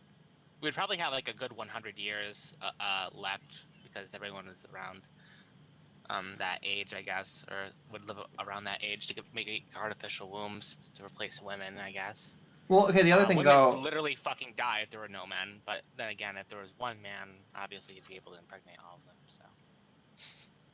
that'd be an Wow. interesting scenario, right? Of just like all the men are gone, but there's still whatever was left over in the sperm banks, and then the women have to figure out how to like clone it, and it's just like gradually over time the integrity of what's around there is just like getting like more and more fucked up. That'd be kind of an interesting sci-fi dystopia. Yeah. Yeah. What do you I mean, guys think of Julian Escobedo Shepherd? I like her glasses because I like dumb shit. She looks so stereotypical, but I don't know. She's a bit of a cartoon character. But what were we, oh yeah, you said though the men would just automate all the jobs females do. That probably to a degree. I think also though they just do those jobs. And Yeah. the reason I think that's an interesting alternative is this question of like would men do the jobs better, which Yes. yes. Fewer fucking like you got nurses, right, that are women, and then what do we have? Fucking angels of death. I believe that the most prolific serial killers are all women and they're all nurses and no one talks about it. And like a million of them are just going under the radar. Like There's I actual there's actual data to support a bit of this because it's like so nursing is mostly female, like to the tune of something like 90%. But if you look at, the specialized areas of nursing that pay better, it's basically gender parity. Like being a nurse anesthetist or something, I think, if I remember correctly. It's if you go to that, it's basically 50-50 male and female. So the most difficult nursing professions still have well, the more difficult nursing professions have more men in them, and the less challenging ones have more women in them. Yeah. Yeah, that all checks out. I mean, don't women actually like? I think there's. I forgot. I know women like commit more domestic violence towards children, and I'm pretty sure that they actually murder children more than men. But it's very slight. Over My understanding of how those stats break statistically. down is that it's I don't think it's necessarily women murdering children more often. It's that it's that mothers typically they bring in bad men, like if they're single mothers. So if you're looking at like two parent households versus a single mother versus like a single father, right? I think some of it gets confounded by that. So a lot of it's like male perpetrated, but we have this issue of female proxy violence because why would you murder someone yourself if you can just get a sim to do it for you, right? That's true. Yeah. Good Yeah. point. And then of Because men are course, obviously more willing to do that, and I didn't think about that. well, the thing is too is like obviously the person doing the murdering, like that's worse, right, than manipulating someone into murdering someone. I would argue, right, to actually do the deed Yeah. yourself. But at the same time, this murderer of the person would otherwise have absolutely no connection to that scenario, right?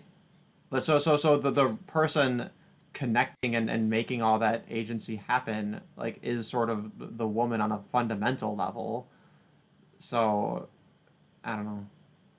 It's whatever. I mean, I guess it's the end. I guess you could probably make the argument that they're both equally as culpable because I mean the woman is pulling the trigger. I Well, mean, and it's like the you weapon need is the two, man. right? You Right. need them both for it to Right. happen. So So. the second article in this masculinity series was about they used the F slur. I loaded it up and it hit me right there with the F slur. So now I'm gonna get banned because the F slur was on the stream. Can you believe this? I get abused and Uh-oh. assaulted by Jezebel, and I'm gonna get victim blamed for it. Where's the patriarchy when you need it? I don't know if there's. I think these ones I'll probably have to pre-read and maybe have some notes and some thoughts. But I was just I was hoping I could see like just a list of all the masculinity week things, and I was looking through Vox, and like the things I found was, let's see, Trump, Biden, and the war over American masculinity. That's from August. And then what else did they? Oh, Hariman asked us about the New Zealand Prime Minister Jacinda Ardern. I haven't heard of her. I don't know anything about her. Um, Whenever I see New Zealand, though, I'm instantly ambivalent. I assume that there's never going to be good news relating to New Zealand ever. And then we have the often overlooked reasons why young people don't vote, which I can just imagine it's like. There used Oh, to I was be hoping they'd have like a list. Oh, they like there's literally interview people. Fucking there anecdotes. used to be a giant flightless bird on the South Island of New Zealand that was as tall as a giraffe. So that's an interesting thing about New Zealand, I guess. But other than that, nothing of value seems to exist there. Yeah, except for sociopathic. I fucking knew you were gonna bring that up. That's the best thing. Or what was it? Mosque. Sorry. Yeah, it's I don't condone what he did, ADL. if you're Allegedly. listening. Allegedly. Yeah. But yeah, have you heard of mowers? There were this like Mowers? sub of MOA, like this group of extinct birds think they were ratites, which is like waterfowl or something. Hold on, let me check. But yeah, they were really huge and tall, like ostriches, but like massively larger. Wait, so they're like literally retarded? Wait, what? Sorry. Wait, so they thought that they were. You're saying that they thought that they were waterfowls, but they were. No, I thought that. I've just checked. Oh, okay. No, I thought you said that the animals thought, like, the specific species thought they were something else that they were evolved to be from. They look I kind of thought like that was funny. they're kind of like Like, ostriches. They're like ostrich chickens. Okay. Very dinosauric. I decided I have a favorite dinosaur now. Can you guess which one it is? Tyrannosaurus Rex. That's the funniest one, but not my favorite. I have to pick one that's not typical. Have you heard of therizinosaurs? I don't know They're the ones Therizinosaur, like- no. I look at the basic bitch dinosaurs. Yeah. Tyranosaur. Yeah. Tyrannosaurus. Let's see this one. I just get They have, toys. They're just like you're 6 years old, right? Because you're looking up dinosaurs. This looks kind of like a velociraptor. Did you guys know that pterodactyls aren't dinosaurs technically? Yes, I knew that. I did not know that. That's Pluto is not a planet, and the pterodactyl is not a dinosaur. Yeah. Oh, here's the whole. Oh, there's so many. All these So many what? all these categories. Why is science so sciencey? Yeah. Why can't they just call it like a clawsaurus or something? But yeah, I'll send you a picture of this. This is called a Nothronicus, which is a therizinosaur, like a particular species of therizinosaur. It's on the right of the image, there. Do these fuckers really have like feathers and fur like this? I doubt it. That is complete speculation, as far as I know. Oh, they don't They even don't have actually- claws. They just have like these horrific like spiky things. Yeah, that's the thing that therizinosaurs are known for. Like, they have these huge claws on their forearms, like over a foot long, Ah, or several feet long, I think. pierce damage. My favorite is the Stegosaurus. Stegosaurus. Let me look that up. Because They they're just ate plants, though. yeah, they were herbivores, but they were still formidable. They had high yeah, they had defensive spikes and capabilities. Yeah, they had a very nice range of attack with their tails. You know, and obviously dinosaurs tend to stay in packs, so there's you know they're formidable. Which is impressive for an herbivore, right? But the reason I like them is Yeah. because they're like the peacocks of the dinosaur world. Yeah. That's Some true. of them- Some of them have hilarious names, like this one. I love how you're describing them like a Dark Souls build. too. Well, because Like, how every defensive that's because these is. everything I know about animals and biology lately, I've been learning from Tirzu.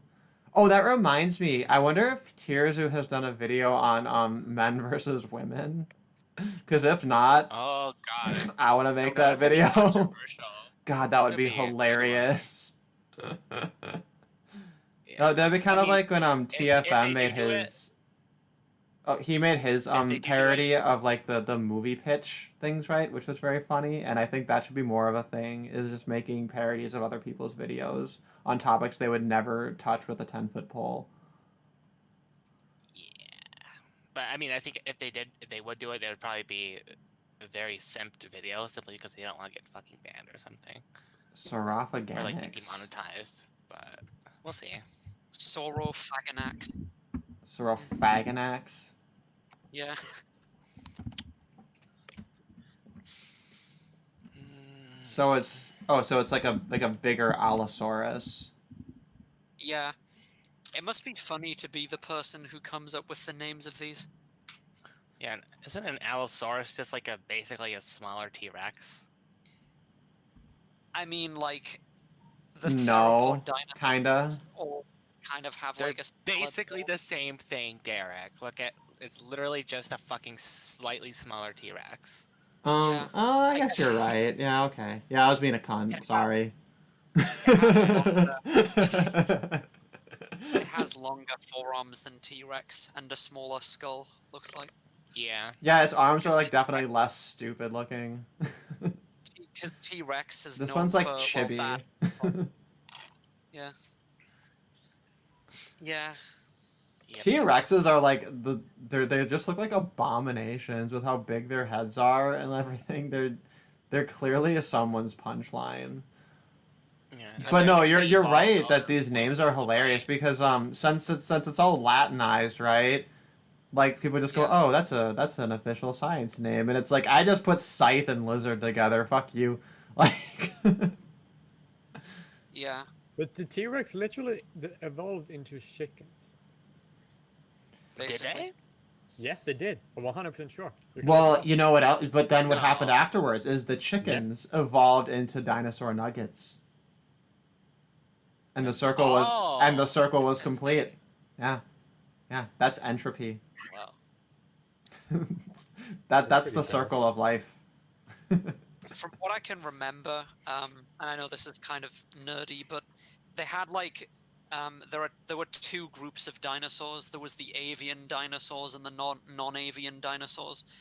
The non-avian dinosaurs, which are the ones that most people know, like T-Rex, went extinct, and then the avian dinosaurs were the ones that evolved into birds. So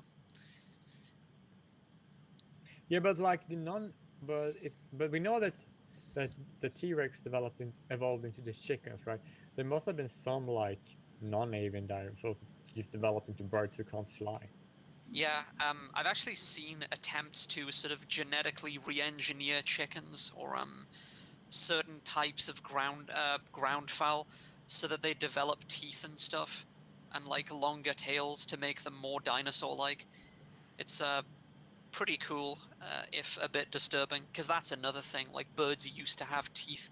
Birds still have teeth. That sounds They just have horrific very though. small It like teeth, though. that just sounds horrific to try to like turn a chicken into a dinosaur and just like see what comes out of it. You know But what I yeah, mean?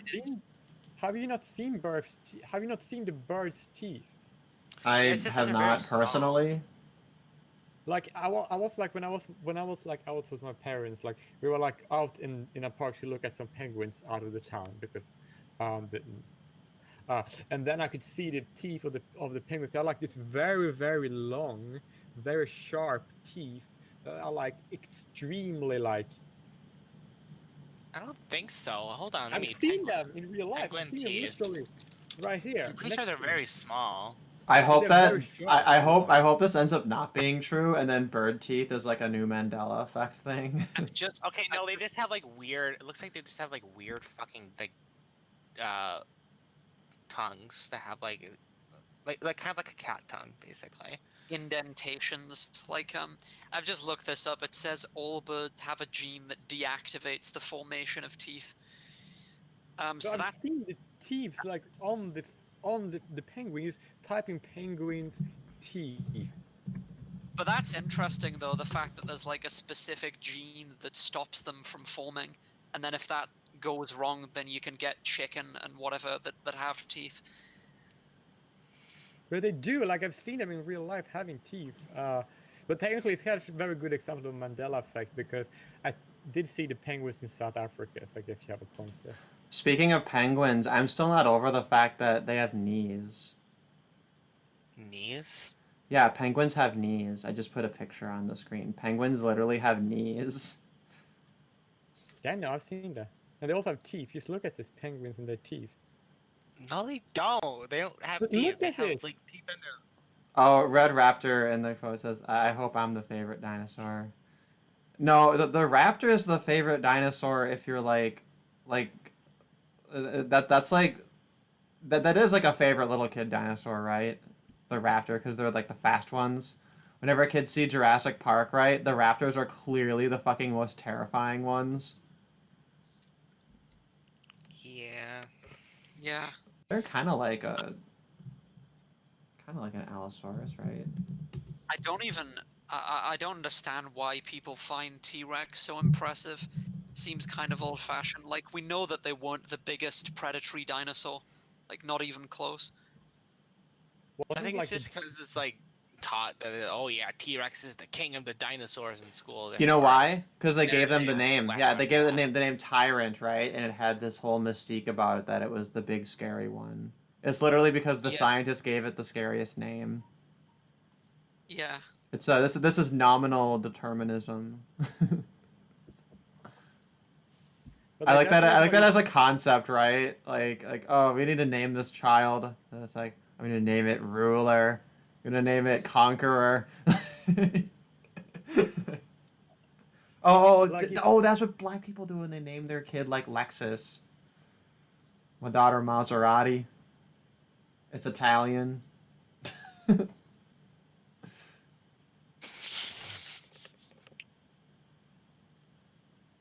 But think like, the largest actual predatory dinosaur in terms of length, I think, was Spinosaurus aegypticus. They called it Spinosaurus aegypticus because they dug it up in Egypt, which is kind of funny.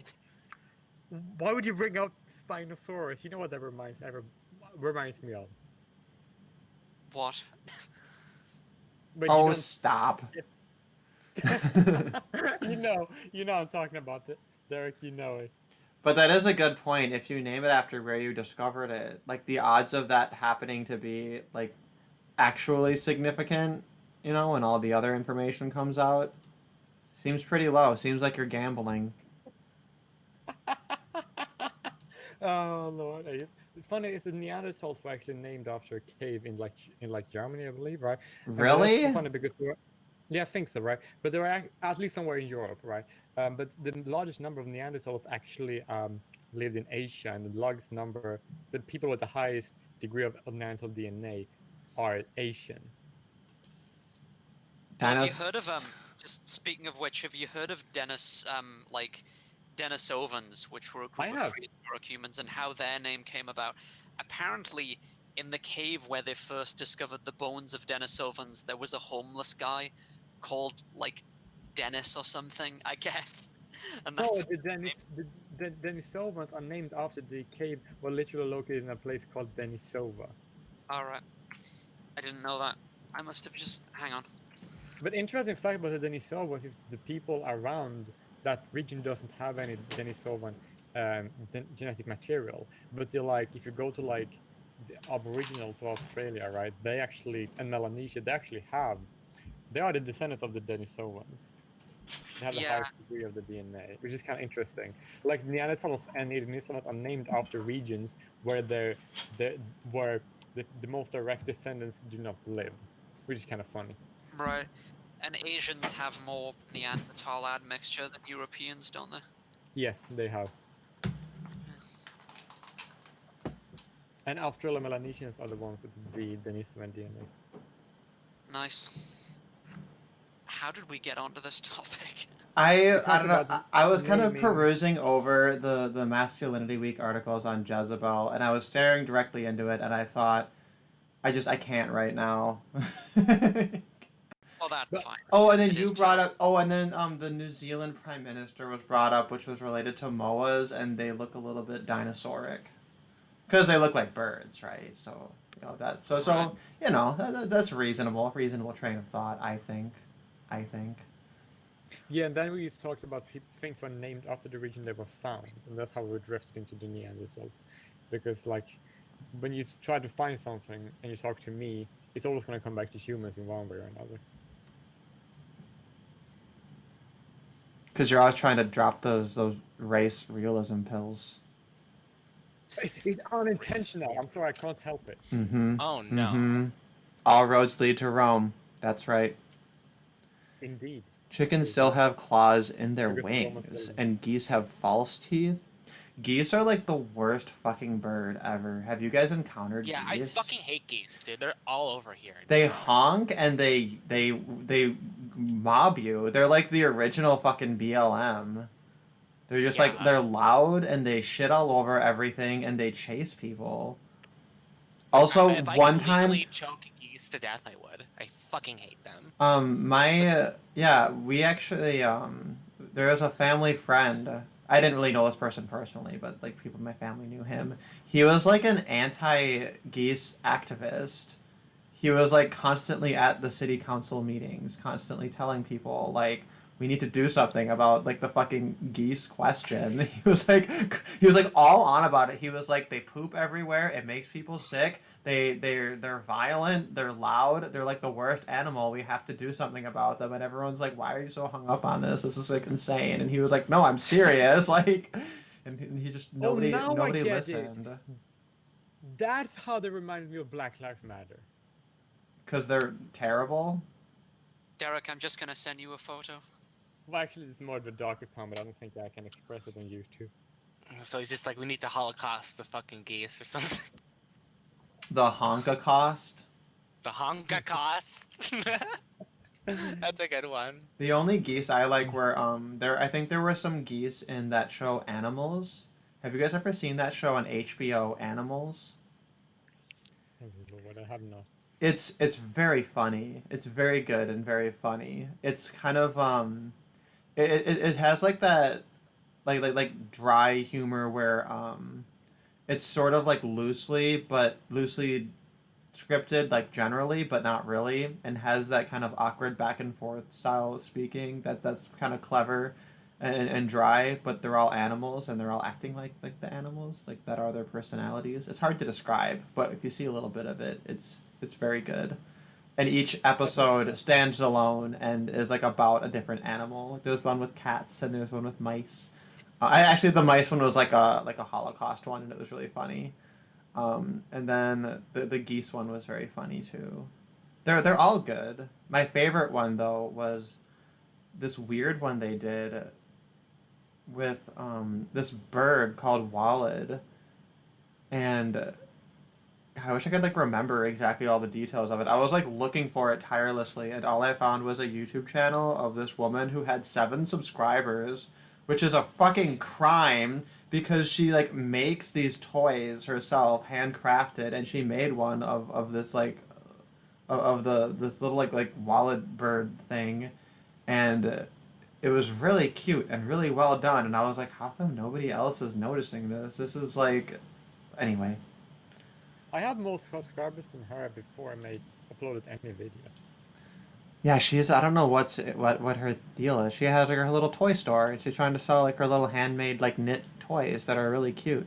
And I don't know why there's not much interest because they appear to be well done. Oh my God, what is this picture?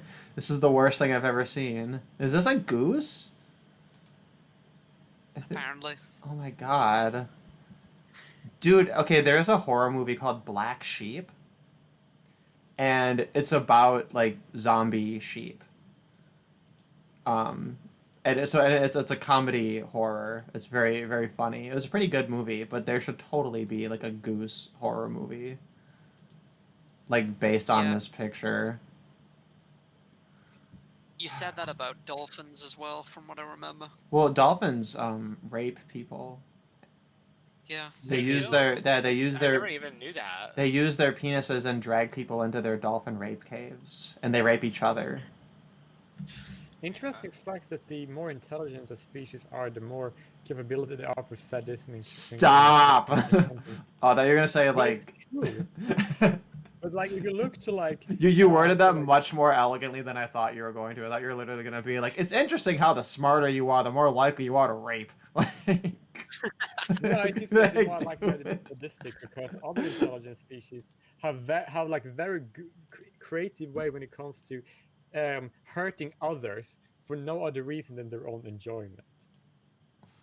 And they are the only species that actually do enjoy to inflict pain on other living creatures. Yeah. Orcas honestly get a bad rap because they don't rape people, as far as I'm aware, and they've never attacked humans in the wild. Yeah, and then we Only- call them killer whales because we're assholes.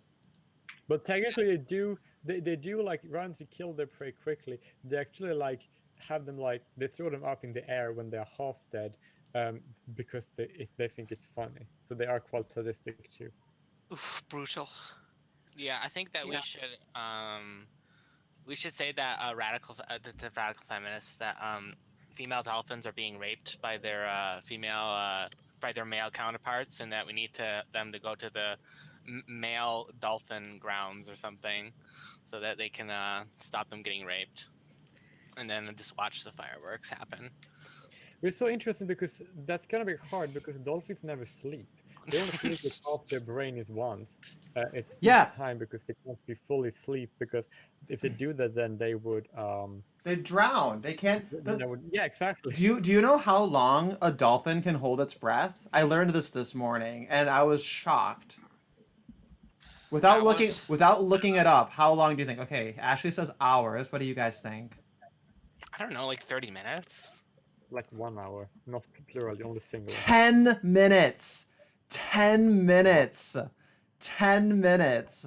That's how long. They hold their breath Well, for if you like think- 10 minutes.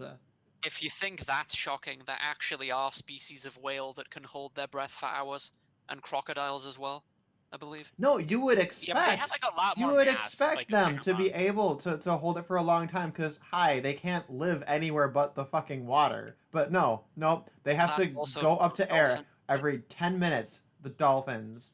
There are humans that can hold their breath longer than fucking dolphins. Yeah. So, no wonder they're stressed out and, doing all I that think they snuggle probably struggle. have to like sacrifice their ability to like stay underwater as long because they're a lot leaner of a build than the whales are. You know, And just smaller generally, yeah. that's what I'm saying. Yeah.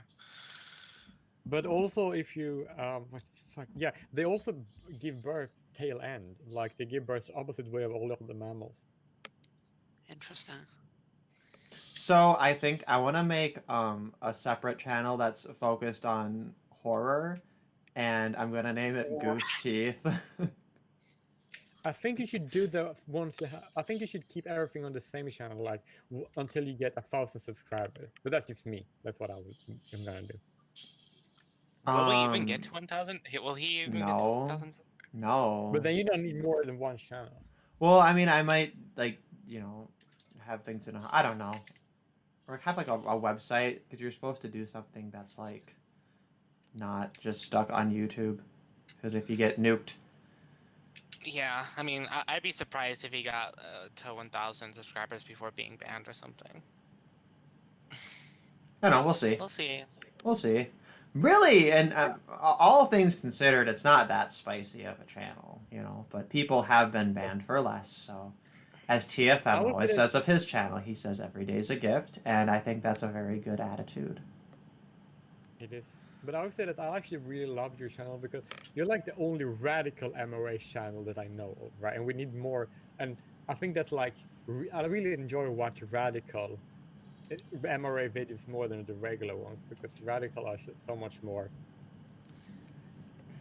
I guess. Yeah. Yeah, I appreciate that. The thing is that it's a trade-off, right? Because if you're more radical, you're necessarily going to be less palatable, and worse yet, it can draw heat. And then if you're associated with other people in a movement, then that can, that's not necessarily good for them. So I think some people, it's not even that they necessarily don't have views that are as out there as mine. It's that maybe they're a little bit more reserved. And I wonder sometimes if maybe my approach is a little bit ill-advised, but at the same time, I don't know. I mean, fundamentally, people should kind of speak their mind. Like, I just think that that's one of the most important things is just, like, a little bit of tolerance, Yeah, Yeah, would actually say I that think it's a good approach, but like there are other people who say things that are just as quote unquote radical as you do, but not in the MRM. They're mostly MGTOWs who say things that are as edgy as the things you say. Well, I think there should be a balance. I think there should be there's room for radical opinions and a radical approach and more of a normalized approach, because you're going to have to switch tactics every now and then to suit your audience that you're trying to convince, you know? Well, and here's So, the like, you thing have to too. pick Yeah, one is right it's message for the right job. the other thing is that when you say radical, the implication is that like it's a radical activist who's gonna do things by any means necessary, a bunch of crazy shit. And I'm saying no. This I'm saying radical advocate, right? Like speaking to things and saying things and then floating ideas that are very radical, which is it's kind of a retarded concept in a way, right? Because it's like I feel like there's nothing that you should say short of like very deliberate incitement that should be considered like dangerous or radical speech. But it's like that's the environment we're in, where But Right. also, radical is like cutting to like the core, the root, and like going to this and doing something straightforward and doing it quickly, right? Basically, right? So if you basically are like no sugarcoating, and no dancing around, it's straight to like the issue, right? And then solving it as quickly as possible, right? That's like a radical approach, and I do believe that it's not a good approach because the like the mainstream, like most feminists, right, they're like treat the moderate the non-radical MRAs as though they were like the most radical people ever, right? So therefore we need there to be radical MRAs, right? Because then somebody can actually take the fight and doesn't have to apologize for everything all the time and like say I don't believe that, or that I'm not gonna do that, or whatever, you know what I'm talking about. Then, and it's also good for the other one because they can say, oh, but he's just one of the radical ones, right? So therefore yeah, yeah. the moderate doesn't get critiqued, cannot be critiqued because of the radicals. And yeah, and that was part of the motivation too, right? But of course, even when we have distinctions of like PUA versus MGTOW versus MRA versus Encelosphere, like even those distinctions don't get honored. So on one level, it is a little bit unrealistic to expect that if you say, "Oh no, I'm a radical MRA. I'm different from the other ones," right? Like they don't care. I mean, shit. They think everyone's a Nazi. Everyone to the right of Stalin. Yeah, I mean, you should like probably use it in the same vein, like as a radical feminist would think, is because what they say is technically, I guess, Yeah, they get to necessarily as do much it. as They get to do it. So why can't we do it? Like yeah, that's kind of the they get to say, you know, charge like socially unacceptable things about trans people. So let's say that shit about women.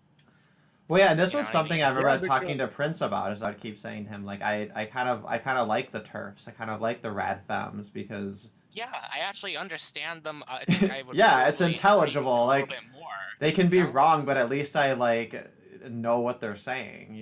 Whereas Yeah, the more they're milquetoast honest. ones are just like they're cowards. at Yeah, least I the mean, radical feminists are like not hypocritical about what they believe, if that makes sense. yeah, I mean, I can agree with them that men are shit. It's Like just that they're going most, to disagree with me when I say women are also shit. yeah, most people of basically every given demographic are shit. So to say that if that group of people shit, I will say like, well, most of them are because most people are.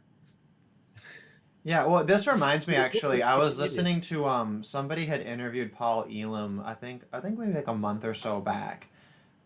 And there was a very interesting exchange, which I actually wasn't aware of this having gone down, but Paul Elam mentioned that like he gets criticized for some of his some things he said about certain men reaching out to him where he appeared to be very callous and uncaring.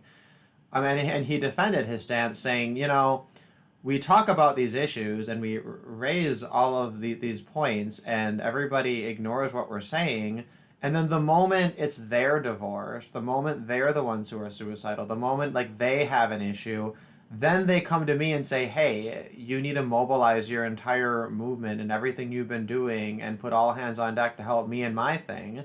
And the notion is kind of like, well, where the fuck were you the rest of the time, right? It had to be, you couldn't sit there and listen and have any preventative idea because it's never going to be you, right? And then the moment it affects you personally, that's the moment all of a sudden, oh, this is a movement for men and you need to be part of it. And that's one thing I really like about Elam is he really is kind of the original like radical MRA. That's kind of how I see him. Even though I'm sure many of my views and things I'd say he'd find like quite repulsive. I think that's why radical MRA, it's never going to be like a coherent thing, because if you have 10 radical MRAs, you have 10 different radical MRAs, you know? Like you have like 10 separate things. Kind of like libertarians. That's the joke, is they say you get 10 libertarians in a room and they'll give you 11 different opinions. Is everyone still here? Yeah. Oh, okay. Yeah. It was so quiet. Yeah, didn't he get butthurt at you or something because you said like shit about like the No, fucking, yeah, synagogue? he was mad about me for comments I made, which, you know, were admittedly insensitive comments. Right, but you but just, I like, he well missed I think he didn't block me in hindsight. I think what he did was he did like maybe the 30-day snooze or whatever. And then at the ICMI, I remember Prince was talking to him, and he kind of just be like, "Hey, come over, talk to him." And I was like, "I can't talk to him. I'm too nervous. Like, I can't right now." I was like, I'm too tired. I'm just still a little bit starstruck, which is most of the people at the conference find that kind of funny, I think. I mean, I think he missed the fucking point. I think he was just stuck on the whole victim status of Jews, and saying that it's unacceptable to fucking say that shit, because I think that's actually there's a gynocentric aspect to it, but like I feel like a big issue with critiquing Jews specifically on their form of circumcision is that, oh, you can't say that the halabunga happened, and I'm saying, well, I don't care like fucking like half the people that probably died in the Holocaust were fucking shit anyways. Like if that's what needs to be said, then I'll say it. I guess yeah. Sorry. If you say two wrongs don't make a right, like is that anti-Jewish now? I mean, Yeah. but yeah, I guess the issue with it, I guess I should clarify the context for the chat, is just after Cha-Cha happened, which, oh no, this is after Tree of Life. This was before. I love the fact that they abbreviated Christchurch CHCH, because it's like. Sorry, that's my sense of humor. That's pretty funny. But anyway, yeah, after the Tree of Life synagogue shooting happened, I was like, well, they were performing a bris that day, so I don't feel bad for any of the victims. Yeah. And and I was very clear in saying that doesn't mean I think people deserve that. I don't think people like deserve to, like, obviously not. But like as a statement of like my emotional reaction to it is, like, you're not gonna point to them and tell me like, oh, feel bad for these victims, because I don't, because they should know better. And of course, early on, the early speculation was that the shooter's motives could have been related to that in particular, which it turns out it wasn't. Yeah, I doubt it was, honestly, because again, it's just. Which I guess is a good thing, right? Because Yeah, because the optics would be bad.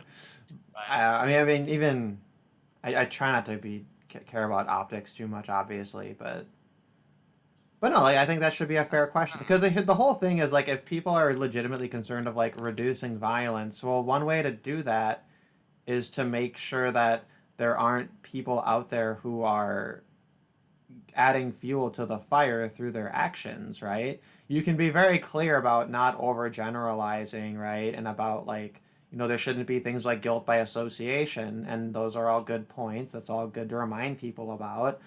But ultimately, if you're looking at people who are irrational and going to act out violently, if you're strictly concerned with prevention, the best way to prevent it would be to find ways to reduce any slights and perpetrations that are committed by people of that group, right? Like, if you want to end racism, well, hey, let's maybe find ways for there to be less black crime, rather than telling that little old lady who, you know, she's gotten mugged by a black man one too many times, and now she has the audacity to clutch her purse a little bit too tightly when a black man sits next to her on the bus. You know, like maybe fundamentally the issue was that she had a bad experience in the past, right? You know, like, but you're not even allowed to say that, because apparently it needs to be one solution. It can't be a multiplicity of solutions, or at the very least, half of the solutions that have anything to do with not even victim blaming, literally perpetrator shaming. Perpetrator shaming is wrong these days. Because Yeah, of again, my it's just so institutions stupid. of systemic systems, therefore we can't perpetrator shame. Yeah. It reminds me I- of this conversation I'm having with this like retarded. I think I actually showed this to you, Derek. It's like fucking anarcho-syndicalist, and he's like, "Oh well, we can't, fucking."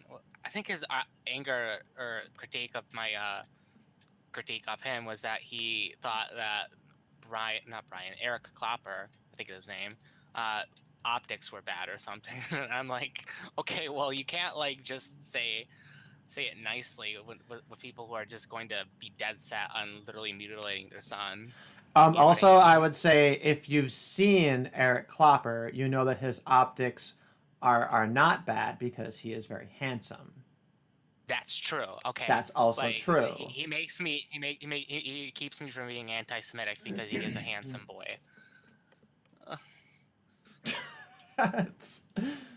But no, and the thing is too is like, yeah, people who like whenever somebody retreats to optics, there's kind of a tacit admission that whatever they're discussing is legitimate, right? Because if you're looking at something and like they're wrong and it's bad optics, I feel like every time you point out, oh, you're wrong, you're right. Like if those two things are in play, my first instinct is to say, well, you're not correct, right?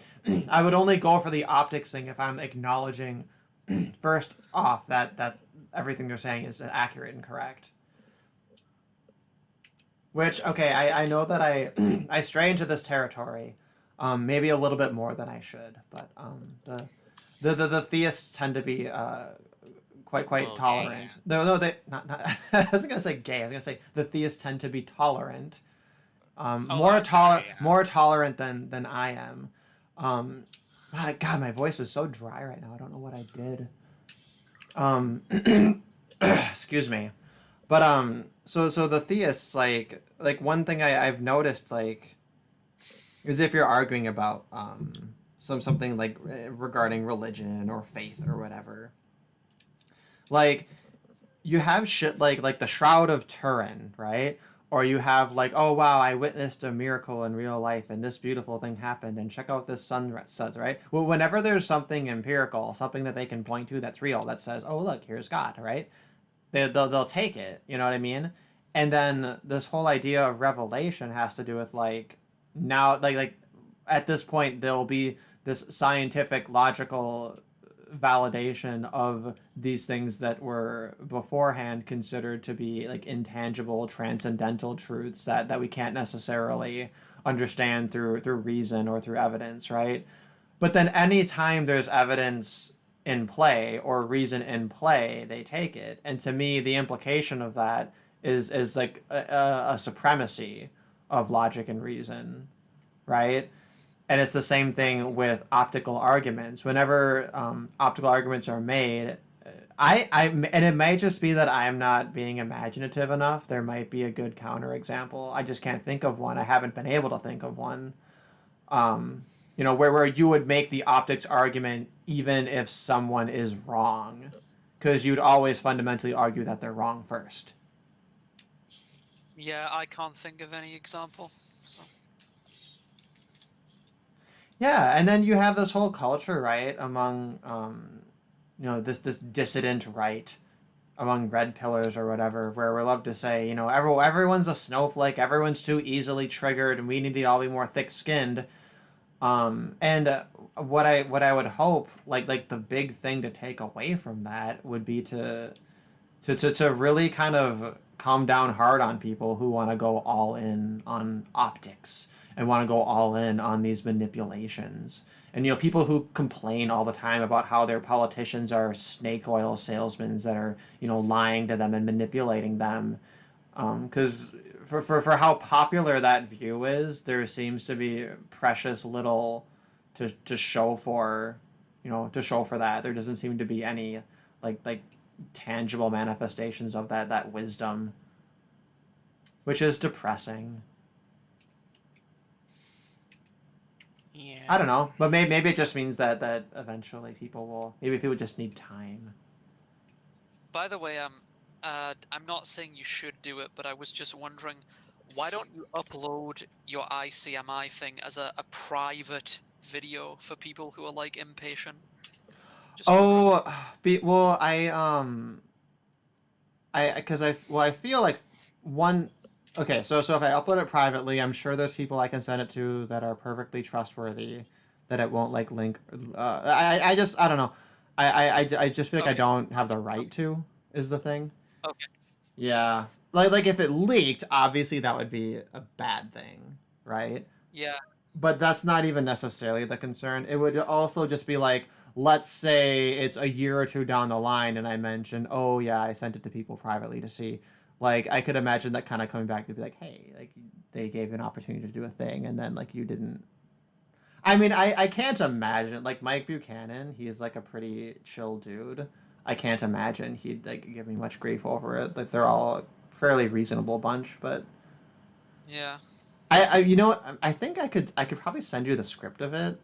I feel here's the thing. I feel really good about the script of it, and when I was reading through it, it was on the shorter end, and then when I was eventually recording it, I ended up speaking so quickly, and I was like just barely on like the minimum length of it, and then I realized, wow, like I really could have added so much more. So I have mixed feelings about it. I feel like it's good, but it could have been much like longer and more robust. And I also think that like I found citations and different supporting evidence to support specific claims, but I'm sure I can go through each of those points and find additional things to really kind of beef it up. And I think that what Yeah. I may do is kind of go through that and then have here are some additional resources because maybe the ones I cited are not the optimal ones. I feel like they're strong enough to justify the points. And I don't know. It's kind of like you're always your own like worst critic. Overall, I think it's pretty good, but it is of course something that I recorded, myself with my equipment in my room, and then did my best to make it as professional as possible. But Yeah, I mean, like, I could maybe, I don't know, point you to things because, I mean, I'm not suggesting that you don't do a lot of reading as well. I guess you do, but it's just like I know loads of random articles and sources and stuff. So, but yeah, I think that would actually be quite helpful. I also one thing that frickin' kills me is I had a little section on height, right? And I was just kind of like finding some really basic data on like how tall people are, and there was a chart that I read, and I didn't read carefully, and I mistook that chart for being a list of like where the tallest people are, and it turns out no, those were just like ones from like their random data or samples or whatever. So like it wasn't even exhaustive, and I'm like, well, what the fuck is the point of your shitty chart then if it's not even like the exhaustive one? So literally that was like a one word error where I said these are the ones with the most when actually there are some others that were like slightly taller or whatever. And that's like a level of nitpicking that's like I can't imagine anyone's gonna fucking care. But I yeah, had to edit in a little bit of text addendum to clean that up a little. And that's kind of what I'm talking about where it's like, man, if I had like just one or two more days, I could have really polished it up, or if I had just been a little bit more prepared. But I don't know. yeah, but I had never prepared anything like that for that sort of a thing before. So in hindsight, obviously, I would have just added a few more things. The topics that I didn't get into that I would have liked to would have been let's see, one of them. Oh, what was it? What was it? I guess I could have gone more into the different aspects of like facial looks. I just kind of list a few of them without really going into it, which I feel like is enough because if it's listed, you can look up any of those and then kind of go from there. I don't know. There's any number of things to have expanded upon. I mean, I think I mentioned this to you too that maybe it's for the best that it ends up being a slightly shorter presentation because then maybe more people are more likely to think, like, okay, I'll listen to like a 30-minute thing. Whereas if it's 50 minutes, then they might think, I don't know how much of this I want to hear. yeah. Um, apparently the tallest people are from Croatia. I was going to mention that like a minute ago or something when you were talking about height. Like there's a specific population of men that they don't have any weird disorders or anything. From like the west, the Dinaric Alps, I think it's called in Croatia, in the Balkans or something. Yeah, the average male height there's like 6'1" or 6'2", something like that. Wow, that's the average is over 6 feet. Yes. Yeah, that's definitely got to be like the tallest then. Yeah, because Yeah, how the, tall are the the women by chance? I Like didn't even look at five- that. Like Because- 5'10" or something. Oh, okay. Because I thought it would be funny if they were all short or something. One thing I wondered about, this wasn't in the presentation, but one thing I do wonder about is if the use of feet and inches creates a sort of a like soft wall between 5'11" and 6 foot, right? That once you reach 6 foot, that's like a status symbol because it's a change in the number of feet. And that if Yes. there were universal switching towards metric, that would alleviate that a little bit.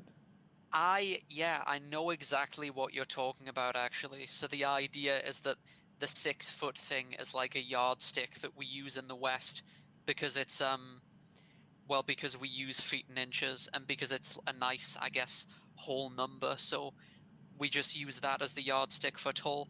But women in South Korea, apparently, from what I've heard, they say that they want a man who's 180 centimeters. taller. Yeah, that explains it. They want because if you have a standard, you want to remember your nice easy number. Yeah, but it's pretty close because 180 centimeters is 5'11", so like it's not a ton of difference. But that's kind of the point though, right? Is that there's more than 1 inch of difference between 5'11" and 6 foot. Yeah, and it is weird because like, why why that number specifically? Why not even taller? Why not 6'1" or 6'2"? And it's just because the social consensus is that 6 foot equals tall, so they say 6 feet. And it's so depressing that that's like I guess maybe that's an argument for kind of these more like socially constructed beauty norms, because there's very little evidence to Well, not to really, justify this not claim, really, and I feel like that's because I've probably the strongest just told angle. you. I've just told you that women in Korea want a guy who's like very close to the same height, just like 180 centimeters. It's just 5'11", so like there's a little bit of leeway, I guess, but not a huge amount. I don't know that And one then, inch of difference. That's including quite. You know what I mean? That's a pretty like the if people are legitimately in celibate, right? That they'll take any advantage, right? People who are, um, like adjusting millimeters of bone in their face. yeah, What if we created like a new measurement of height standard where like 5'8" were the first unit, and then we get the media to promote this. We'll get the dictionaries to add the fact that the terms feet and inches are pejorative and offensive and wrong think words in order to corral all of the midwits into using this new preferred version of height that is then more accepting of short people. I don't think that's gonna work. Because I I think also don't think it's gonna work. because I think what it's based on is like I mean Face and LMS said this at some point. It's not really about how tall a man is in relation to women or if he's taller than women. It's about how taller he is compared with the other men she can choose from. So that's the thing, is that you've got to be taller than most men. It's like a dominance thing, I guess. And then that's what makes it attractive if you're tall. That actually, yeah, that does make a lot of sense. Is that so many of these factors we look at them and then kind of think that there's like a set kind of objective standard, and in reality, it's all really just relative to what the pool of men is.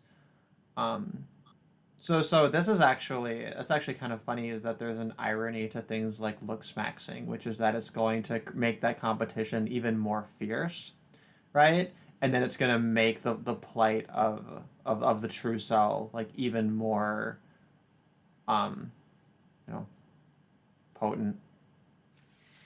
Yeah, That yeah, actually reminds me of like I know that generally it was that blogger who said, "Oh, I debunked the black pill," and like generally it was stupid. But I did think that there were a couple of interesting points in there. I just think the overall framing of it was very very dumb.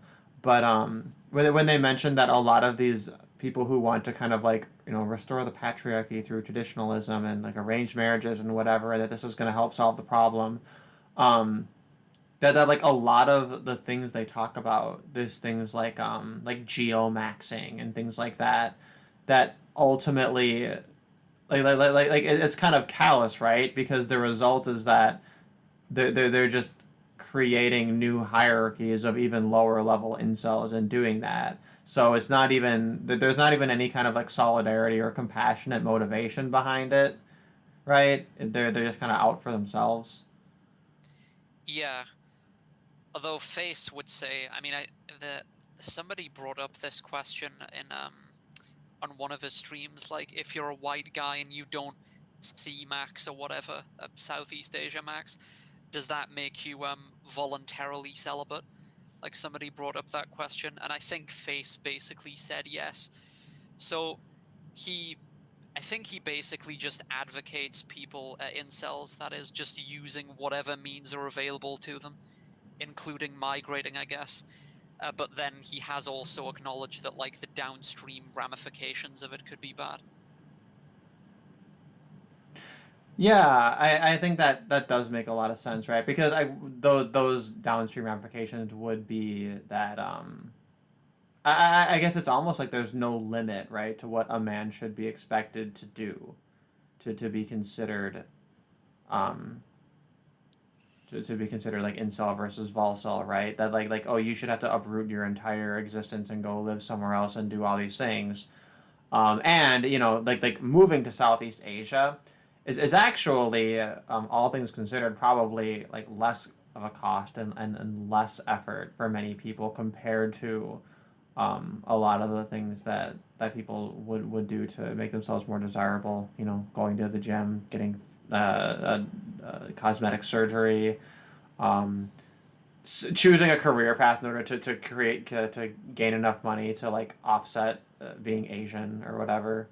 Like, Yeah, Yeah, I mean, except that doesn't really work, because like, well, that I don't was know. the Do they dig white people over there, or do they just like meh, like nah? yeah. If you're white, you're at a significant advantage. Interesting. Okay. I'm not sure about that, to be honest. I think that might be kind of a cope. Like for white normies, maybe. Like if you're say a 5 out of 10 and you go to Japan or something, like it upgrades your value a bit to a 6 or something. But I do kind of suspect that, if you're ugly, you're ugly everywhere, pretty much.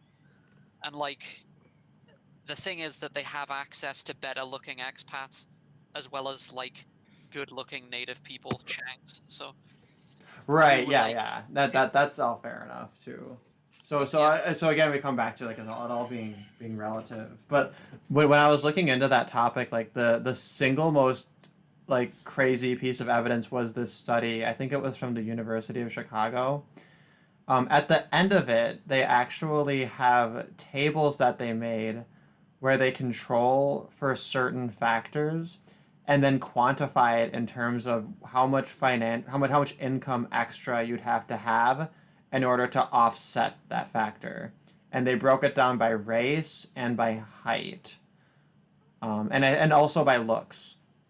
And basically, Yeah. like one of the things I don't know if you saw the same one, but they showed like if you're Asian, assuming that you're like the same height and facial attractiveness of someone of another race, just being Asian as a man, you need to earn like 250,000 extra dollars a year in order to have the same dating prospects. yeah, interesting. And yeah, but I found that so remarkable that they literally did these monetary like trade-off tables to give you like a quantifiable number. Like Yeah, it was fascinating actually, but yeah, I'm not sure how well it really translates into the real world because and this is something that Black Pillars have discussed a lot, that if you're not physically attractive, excuse me, to women, using your money isn't really a compensatory thing. Like, it's not really making up for your lack of looks. It's just yeah, that, you're getting a totally different quality of relationship through that well, no, route. what it is, it's like seeing a prostitute, except you're basically just paying for more hours. That is basically what you can liken it to. Yeah, well, If and you get that's what I mean. that's what I call the divine feminine, right? It's the obfuscation of that transaction. And Yeah. that's a measure of civilization too, right? Is the degree to which we kind of put lipstick on that, kind of polish that turd up a lot in order to really avoid that reality being addressed. Yeah, and it's one of the things that's so baffling because I just remembered this now. And I've seen more than one person use this example actually of how, my money, my status, the I don't know, first generation, the older generation of red pill people. Sargon was talking about this, and I'm like paraphrasing from one of his videos. He made a video giving incels advice, and he said, "Look at Harvey Weinstein.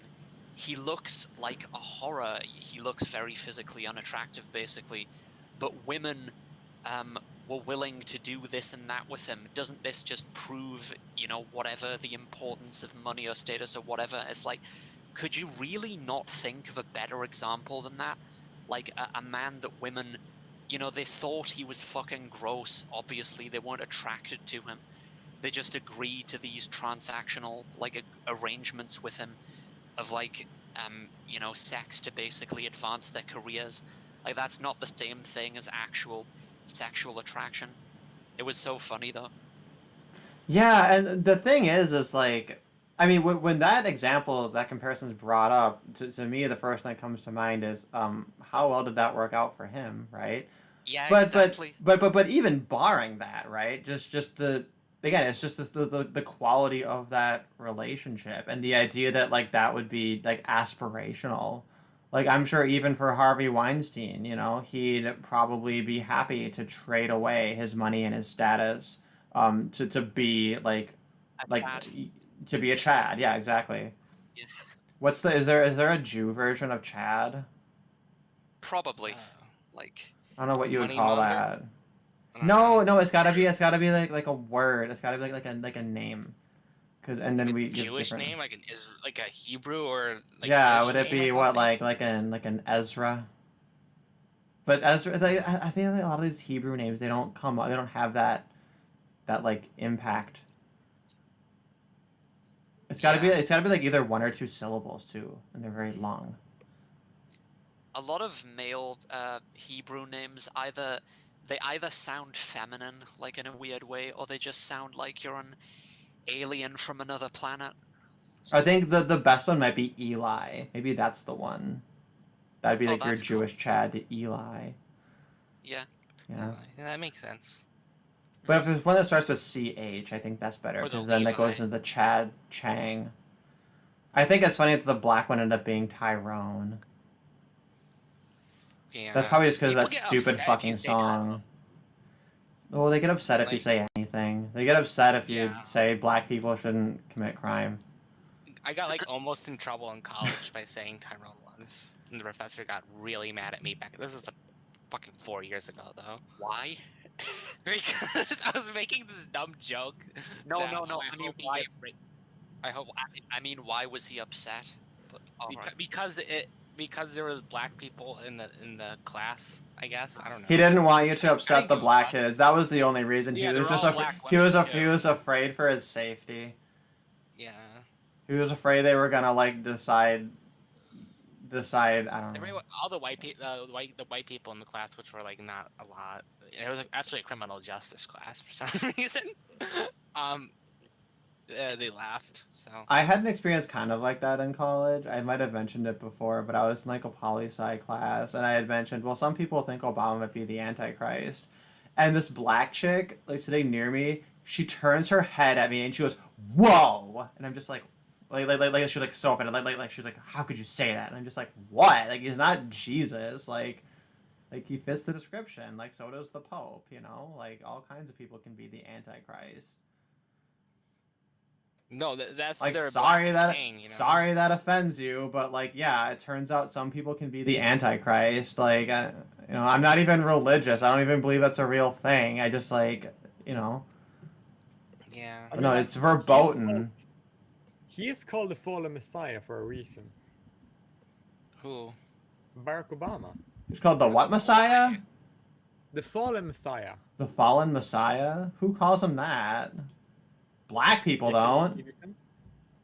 Jesse Lee Peterson calls him the fallen Messiah. I don't really. Yep. hang It's around too not much black amazing. people, no. No, that is amazing. That he, it's such a fitting name, and he can't he can't speak about Barack Obama without calling him the fallen messiah. Fuck, here's a HuffPost article. Obama, the fallen Messiah, 2017. I need to see that. I was like in a Discord server. You know the Discord spot where you can like type in something and then they're gonna do a Google image search and then post the search result. You know those? What Google image search? Sorry, I missed the first part. If you go to Discord, there are these bots that you can like enter something, right? And then Yeah. the bot will do a Google search and then upload it to Discord, right? And I did that one in a server, and then on the next type the fallen messiah, and then it's uploaded a picture of Barack Obama. Oh, okay. Okay. I'm looking at this article here. I'm trying to figure out like what's the. This looks complicated. Why Like, the why did first this become a image was- thing? Like I feel like it would be something that's kind of open and shut to explain. Like oh it fits this scripture. Here's a checklist of things. Right, but it seems like it's more complicated than that. It's almost like a cultural phenomenon of him being called this. There's T-shirts. There's fucking T-shirts of Obama's face that say the fallen Messiah. What the fuck is this? Oh, think that's it's that's JesseLeePearson.com. Oh, okay, so he did that. Okay. Like he's the first image that pops up in Barack Obama. That's, he has become the fallen messiah. I don't get the significance entirely, right? Because when you It's say funny. fallen, it makes me think of like a fallen angel, right? And like fallen Messiah, you think what like he was a Messiah and then like he failed or that he has been corrupted. But No, I it's more like mean, he was treated as though he was the messiah, and then he failed in doing anything good, specifically for black people, right? oh, And I that's why see. he's called the fallen messiah. Okay, yeah, I mean I guess that's fair enough, but I would say that's quite charitable because if you know his like Obama's ascendancy and his like political career, it seems that you know the whole thing was fucking planned and controlled anyway. Sorry, Yeah, I think tinfoil hat all here, right? Like the idea that he gave a shit about other black people or even Americans in general is just like stupid. Yeah, that's why they're satirizing the whole idea. Like, oh my god, Obama, he's so great. Oh my god, they're like treating him like he's the messiah, but he's like it's not good. So they're like, Yeah. calling the fallen messiah more of like a joke. Well, and I recall that, right? I recall him being called the Messiah as like a thing. I guess maybe Fallen Messiah is just like one extra level of irony that I'm. It's also interesting that like mulattoes, which is what he was or is, I should say, they just identify as black typically. So like One drop it's rule. One drop. They Yeah. seem to be very keen on like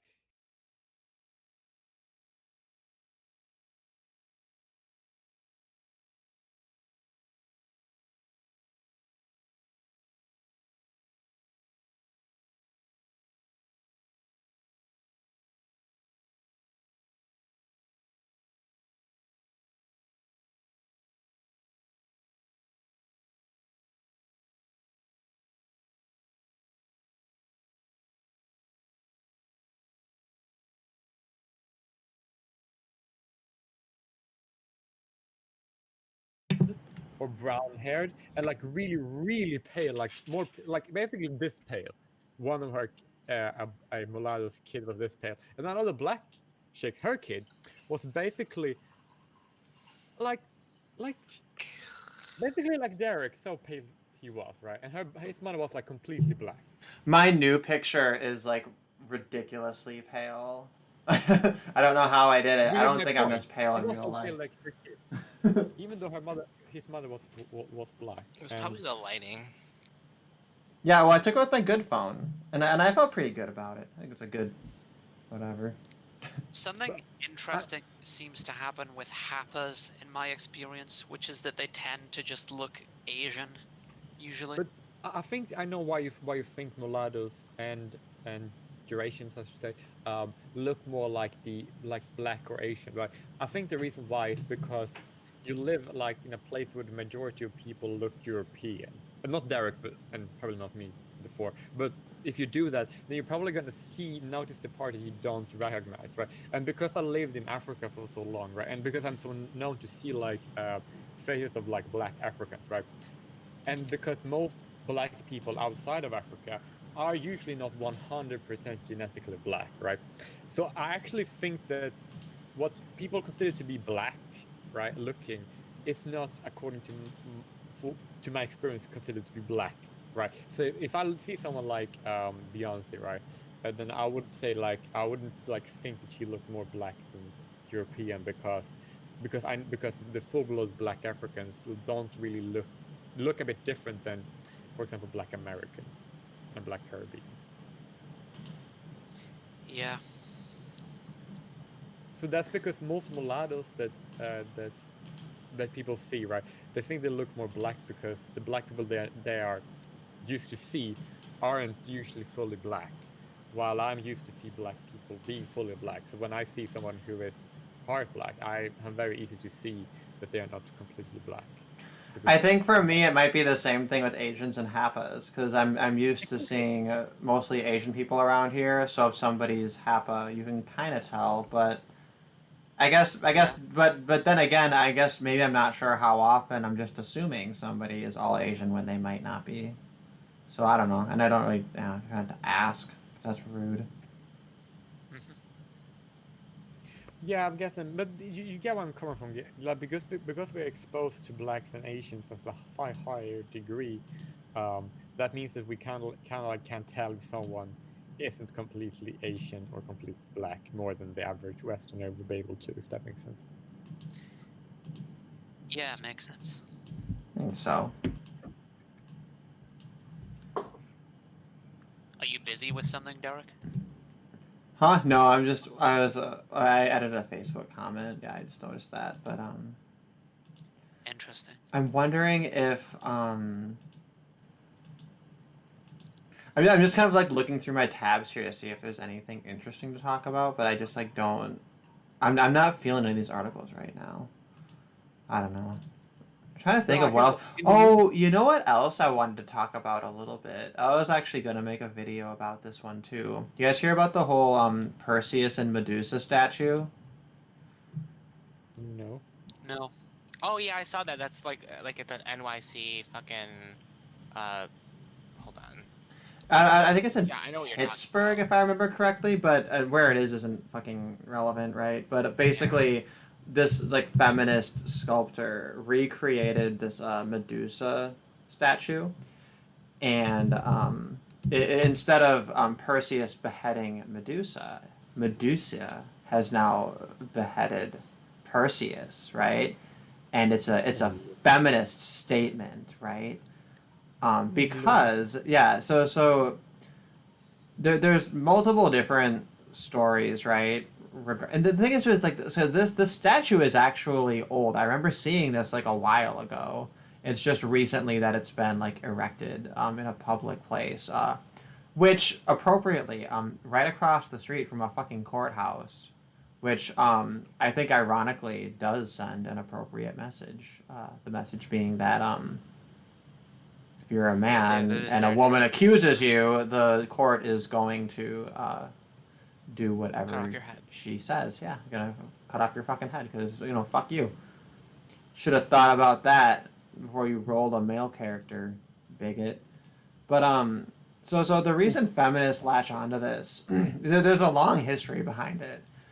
Like Freud analyzed Medusa a lot and talked about how she is allegorical for basically female genitals.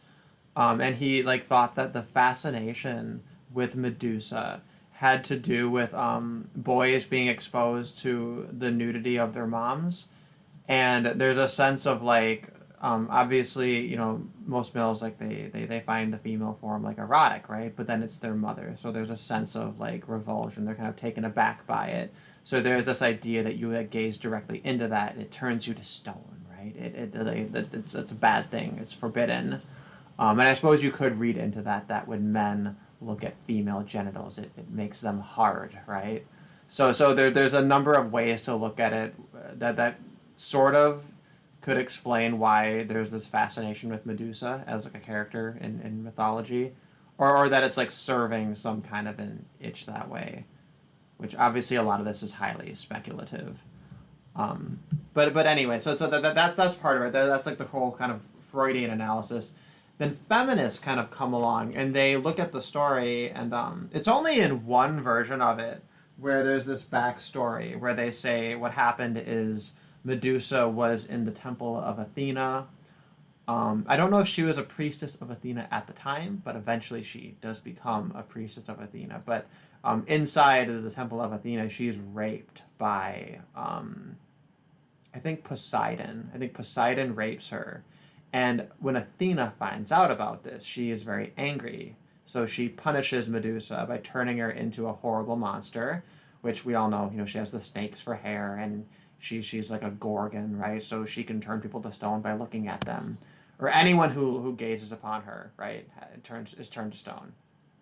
And then she's this monster living on the island. And then Perseus, as part of his adventures, he goes to slay Medusa using like a mirrored shield to reflect her reflection back at her, or to behead her, or whatever. And feminists see this as victim blaming, right? Because it's not her fault that she was raped in the temple, right? But of course, the end of the story, which like not many people know, is that after Medusa is beheaded, that's when Pegasus is born, as well as some other god. So a couple of other, or as Pegasus wasn't a god, but some other creatures are born from that happening, and eventually, I believe Medusa is revived by Athena and like made a priestess. So there's like a redemption arc and like purification to it as well. So it's the actual story. It's much deeper than just this idea that like she gets turned into a monster because she was raped and then murdered because she's a monster, right? And this is how men see women, right? And then another aspect to the feminist analysis has to do with this idea that men are afraid of women, and they're afraid of the divine feminine and its female power. And in reality, Medusa doesn't really turn people to stone. That's just a lie that's spread about her, right? So this statue is supposed to represent Medusa, taking that power and slaying the men who's come to kill her. Of course, in this version of the story, should that happen, she's still the same monster she was, meaning she's condemned to a life of just being lonely, because anyone who interacts with her is going to get turned to stone anyway. Also, how does she cut off his head, right? If she turns him to stone by looking at him, you can't cut his head off because you already turned him to stone. So that's just kind of retarded, right? Yeah. Anyway, so it's just the whole thing is like really stupid and shallow and self-indulgent. But the whole play of everything, I think, is something people are going to remember, because it is a sign of the times, I think, in a Me Too era, that people are unironically championing Medusa, a literal monster, as their Me Too fucking mascot. And I agree with them. Like, these Me Too women are a bunch of monsters that are killing men for no reason. Yeah, you're right about that. Korea man's throwing some shade at Jesse Lee Peterson. Don't question Jesse Peterson has like a 72 IQ. I think that's unfair. I think he's fairly intelligent, but I think that he like most people are he's charismatic is what he's really selling. Oh yeah. Who that's doesn't fair. fucking love him? He's great. One of my favorite moments is still when he had David Pacman on, and at one point he goes, "Are you a homosexual?" And David Pacman's like, "What?" And he's just like, you just seem like a goddamn homo. I'm sorry, I just had to check because I need to know if there's a goddamn infiltrator in here. Like, I mean, like literally, I'm very happy when he goes after David Pacman because I think that David Pacman can literally fuck off. I really don't like that motherfucker. He's oh, I can't stand him. He's so dishonest and weaselly. Just like the worst. I don't really. Is he like one of those Try Guy guys or something? I mean, he could be if he wanted to. No, he has his own. Okay, hold on. David Pacman is like. Okay, if you took David Hogg and Steven Crowder and like mixed them together, right? But he predates both of them. Ew. He's Hold on. like It looks like he's on the Try Guys show, but maybe I'm just like he just looks a lot like one of those Try Guy guys, and I fucking hate the Try Guys. he's like a Okay, never mind. dishonest. He's like an even more dishonest and weaselly, like version of like your Daily Show kind of personality. He's like he's like he's like if Phil DeFranco were honest about his political biases. But technically, David Pacman is also like a female supremacist. Oh, I mean, yeah, obviously he's a simp. Everyone to the left of me is a goddamn simp. Round But him then up. everyone- Round him up. That's why the video when you compared feminists and Nazis, which is brilliant videos by the way, right? Which one? Which one is this? When you basically say that it's not fair to compare Nazis to feminists because Oh yeah, that was an feminists- older one. yeah That like was worse. that was the male question, the MQ. Yeah. Yeah. And like that was like such a brilliant, and you basically said in that video that everyone who's not human is like a murderous scumbag, and I was like, I mean, like you aren't entirely wrong about that because most people that are not you technically kind of are. That's the thing, right? But like I can say that and be technically right, but 99% of people are just going to say that's crazy. You seem unhinged, Teehee, and then it's like what do I gain? Like But like it's like that makes a lot of sense actually to say because of what most people justify politically and what they believe in basically most societies. But the point you made was basically this about that you saying that it's not gonna have like it's not gonna have a big it's not gonna harm anyone, right? Whilst the JQ and the patriarchy theory harmed more people would do that, right?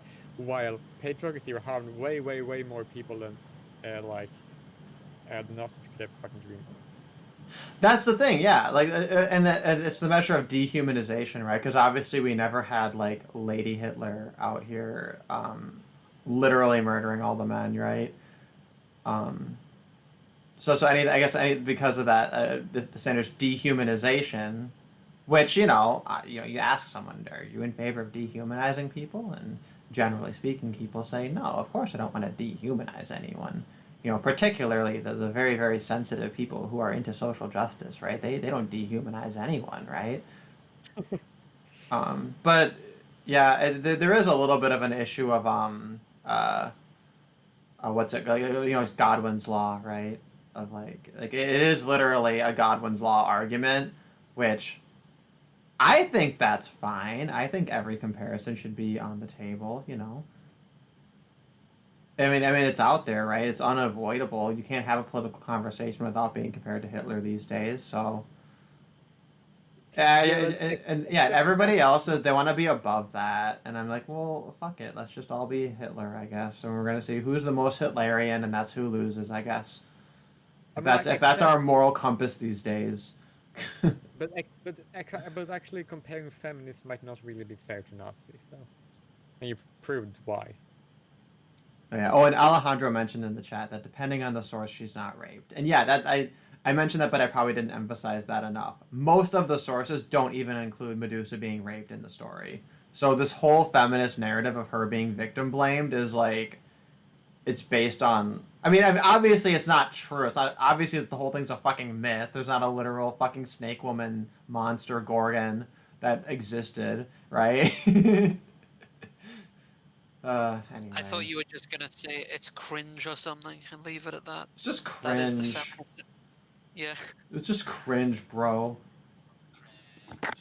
I mean, like, I don't know. I'd be all I'd be all for a Medusa hero video game. You know, that could have been Anita Sarkeesian's video game if she had not extorted her followers. But you know, I mean, they don't care that they were extorted, so I don't really. I guess good on her.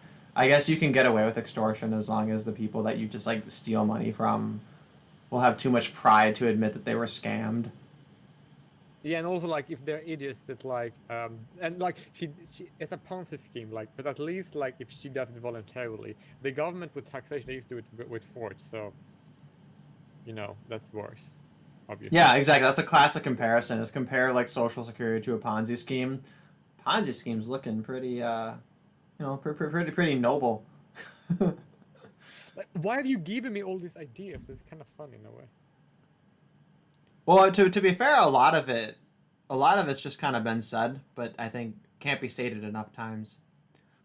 Yeah, Lately, I didn't- my favorite lately is Ron Paul's show, his Liberty Report. I love listening to those so much because it does take me back to like being in 2008, like when I was in high school and first kind of introduced to politics and economics and things like that.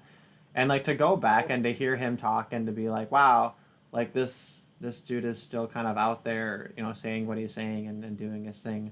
And like, and it's kind of nice that in a landscape where so many people have like wildly shifted so many views all over the place, like he's remained so consistent, and it's very refreshing to see that just kind of like stay where it is, but then that framework to be applied to things as they're unfolding in reality. Yeah. But Whereas something people I've like actually- Max Kaiser and Peter Schiff, they like gave me anxiety because they like made me think that like everything was gonna go to shit in like the next month or whatever, right? Which I mean they're generally kind of right. It's just we have no idea when it's gonna happen. David Packman is doable if you are drunk and are not doing anything that night. Well, and if he's like gagged, he's not gonna fucking talk. Sorry, that was vulgar. Sorry. Like I remember I was like watching the worst David Packman video like ever. He was like so evil in that one. I basically like fucking got grossed out by it. The thing that bothered me was I remember I made a video about it was when he did the thing about Mitt Romney. What was it? It was it involving Trump? It was like Trump and like Mitt Romney's wife or whatever, and he like accused someone of groping her, and he argues, well, either you think that she got groped or you think the stage shook, right? It was like so stupid. Obviously nothing came of that. Like, Yeah, but also like the most worst thing about it is that he supports like genital mutilation. yeah, that's unsurprising. Yeah, I agree. It's really not surprising. I just have to make sure that everybody who watches this know how awful he is. Yeah, that reminds me. I wish I had thought of this earlier.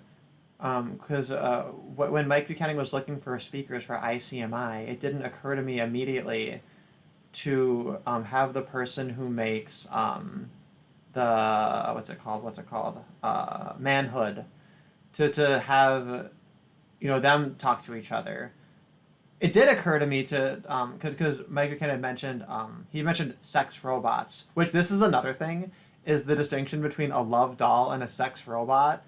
It's the younger generation more black pilled, right? Understand that's a very important distinction. Whereas like if you go into the kind of more older fuddy duddy red pillars, to them it's all sex robots, right? Have you seen the Have you seen the live stream when I did with the on the honey badgers where we talked about black pilling and masculinity? Because Well, I've because when they have their call-in shows, I've heard it. I think at least 3 or 4 times when you had hopped on there. But the thing is those are happening around like 6 to 7, maybe 8 in the morning here, which is usually when I'm like, I'll be like listening to a live stream while also trying to get in like my last hour or 90 minutes of rest before I have to like motivate myself to go to work. Right? So it's just like, it's literally the worst fucking time it could ever be, right? But, I think, was this, when was this one? Was this one, oh, hey, Flea, nice to see ya. I What can the fuck? send you the YouTube link. told me the stream was over. What the fuck's going on? I know, right? Well, I will have to wrap it up a little bit sooner rather than later, No, because... it said like 20 minutes ago the stream was over. It showed like, Oh, really? yeah. Is it still I up? opened it and it said, yeah. Now I reopened it and it's working again. But when I opened it earlier, it was just like, it had a time, and like it was offline. I blame Susan. I'm just gonna blame Susan. Fucking Susan. Fucking Susan. The fucking Eye of Susan. Sauron. What do you mean, who is Susan? Susan Wojciechowski. Linsky. Yeah, well, you know how you spell Susan's name? It's like a Polish name. So first you type the W, because that's the first letter. Right. And then you punch your keyboard a couple of times. And then you add an I. That's how you spell every Polish name. It's the first letter, punch, punch, then the letter I. That's every fucking Polish name. Anyway. Well, I posted the video I was talking about the live stream. I posted that in your channel and in this tech chat, just so you know. And now you have it. Okay, because I saw that in your channel you'd posted like a very old mirror from June or whatever. Which obviously that's not the same thing. Let me see. Yeah, I Where- posted this. Let's see. Was it in my server or in yours? Where was this one? In Or in yours? Let's see. I think I need to also clean up the Discord a little bit. I improved it from where it was before, but I think there's too many rooms at the moment. I think we don't need a separate guest room. I think that's just kind of an awkward experience for people. They join the Discord and then a bot tells them to go to a separate channel to introduce themselves, and then like there's not much conversation happening because I've kind of been neglecting the channel. I think basically all I need is a main chat, and then I need a separate area for Black Knight Fool to post about lesbians and the light skinned versus dark skinned drama, which is very funny. Yeah, I gotta go anyways, though. All right, well, it's I'll nice see you guys. chatting with you. Keep it easy. Put the word to the mother. Have a Are you good sure time. you didn't? Are you sure you didn't post it in like our like chat? Let me see. Or did you I post posted it? in this chat on the live stream. Oh, also on the posted- Google Hangouts. Oh, okay. Wait, I posted in TV room, not the Shield Zone. Which one should I post it in? In what room? I posted in TV room, not Shield.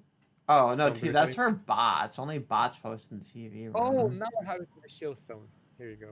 Yeah, because that's Now that. you know. I think I should. Oh, I see where it is. I don't think I actually saw this one. This one must be very new. I listen to a lot of Honey Badgers, but a lot of it is I go through my Gmail inbox to get the links to their like patron only shows, because I figure I generally catch a lot of what they're doing publicly. just kind of as it unfolds. But then you have to kind of deliberately seek out those unlisted ones that they put up for their patrons, which I recommend because I think it's very fun. This reminds me? It's a good business model. Did Brian ever? It's a great business model. I think it's smart. I need to not have that play. Okay. When was this? Oh, this was back in June. Oh, okay. I don't have a like on it, so I must have missed this one. They really do put out a lot of content. Like, it's kind of crazy. I wish I had an easier way to keep all of my streams like organized, because what I do generally is I don't use data or Wi-Fi when I'm walking around, right? So I download streams into MP3 form and put them on my phone, and then that way, you know, for the week I have like 5 or 6 like 2-hour, 3-hour podcasts to listen to while I'm just walking around doing errands, whatever, right? But like, that's kind of a tedious process to individually download everything and then put it onto your phone and then delete them and then, you know, and get new ones. Yeah, I can't do it. It's too much of a hassle. I have enough to Ah. do already. Like, I'd love to have like a, yeah, you Fleek, and you probably have like a creative. I've actually been working on a little thing to archive another Discord server, and there's a very nifty way of automating downloading YouTube. If it's on YouTube, it's you can just grab the audio automatically, and you basically can do it through Discord or whatever is pleasurable to you. Yeah, that sounds like something I'd probably be needing, because I have like a separate program where you paste the links in and then it downloads it, which is it's not that much work. It's just you have to do it, right? If instead it Yeah, just like goes automated and then I just like click on a folder and it's just like, oh hey, I've been downloading all the podcasts. Oh, did you forget so and so was a thing? Like, I've been downloading them for you. Here they are, you know. Yeah, exactly. It would like allow you to just enter the URL of a YouTuber you want to follow, and it will just gradually, when they post new stuff, they will just grab the audio or the video for you, so you don't even have to open YouTube at all. That sounds amazing. See, but I feel bad like asking you for anything, because you had made that program for making like head animations move. And then like I didn't quite ever have my motivation to make any like silly like animated things or scripted things. I had one that was in the works, and then the longer I thought about it, the more I was like, I don't think it doesn't quite hit the mark I wanted it to hit, and then so much time had passed, and that is something though that I want to get back into, but I'm probably going to wait until after I move back to America. But in this case, you are lucky because I'm gonna do it anyways. Oh, there we go. Yeah, so then it's just like nothing. It's just like you send me the thing. But I do. It's not an unforgotten thing. It's something that's been on my mind. But it's, man, I think back and I realize, like, God, 2020 is almost over, and it really feels like one just continuous like mess of like what the fuck happened to this year. I agree. I think the world agrees with you. I just really would have liked if the governments didn't randomly listen to that Lenny Kravitz track like a couple weeks ago, saying like, "Baby, it ain't over till it's over." They're gonna hit us with a second wave. No, we had the Fun. second wave. We had the second wave already, and it was a nothing burger. So now, they have to abandon the wave language in favor of something else. Actually, I think the Swiss news called it a bushfire now. A bushfire. Oh yeah. Like, actually not, like, you can't translate Flächenbrand to English, so I guess it would be bushfire. Like, it's just, now everything's on fire. I mean, no hospital in Switzerland has any problem taking care, like, they have so many empty beds. We should be very worried. We should be very, very worried. The worrying quota is at an all-time low. This is alarming. Yeah, I don't. Part of my concern though is on the thing. Don't worry, I didn't expect you to make anything soon with it. Just for when you want to do something, no stress. don't put yourself under pressure. It's a cool thing though. Yeah, right. Oh, that's you know what's funny is that song Under Pressure. Do you know what it makes me think of immediately? No, Jedward. I don't even know what that means. Oh, that's probably for the best. Anyway, it's Eurovision shit. But they're on the X Factor and they were like super cheeky and annoying and everybody hates them and like naturally they're my favorite. I think they came down with a case of the TDS though, because you know, anyone in entertainment. Yeah, the ones who haven't, you don't hear from anymore. Yeah, right. They get Traders, splitters. But yeah, no, I actually I do want to make kind of like a funny comedy series or something, and I have some ideas for it. So maybe I'll work on writing that when I'm on my flight. God, can I bitch about airlines for a little bit? This might be a super boring topic, but holy shit, So many people would just be so relieved because they couldn't fly for so long. Well, here's the thing, right? I've done this about, you know, half a dozen or so times in my life where I book a flight, right? Me, one person, I book a flight, right? And you know, sometimes your flight has connecting flights, and that can be a little bit, you know, there's a little bit of a confusion there, but not really, right? It's fairly straightforward. You book the flight, right? And you get on the plane, and the plane takes you to your destinations, right? Maybe you check a bag or two, right? And then you end up at your final destination and you pick up your bags. And like that's how flights work, right? You know, that's fairly uncomplicated. You know, I'm not bringing any pets, you know. Nothing too crazy. You know, I'm a single individual person would No shoot, big bottles right? of liquid. Yeah, nothing insane. I got, you know, I bring some clothes, whatever, right? So I'm trying to book a flight, and I don't book through third parties, right? I might use a third party to search for many flights to compare, but when I find one that I like, I go to that company's website and I book it directly through their website, right? And I tried to do this with United, and I booked a flight with them. This was like a month ago, and then a few days later, they sent me an email saying they canceled it due to scheduling concerns relating to beer virus. So that was annoying, and their website was so ridiculous and convoluted and retarded, and made it so difficult to just get a refund. And like all the time, they would prompt me to try to go for credit to switch to another flight. And I would look at their other options, and there was like nothing similar at all. Any flight around the same time, they just skyrocketed the price. So there were still, you know, alternatives that were around the same time and available, but they just, you know, the price is just so much higher right now, right?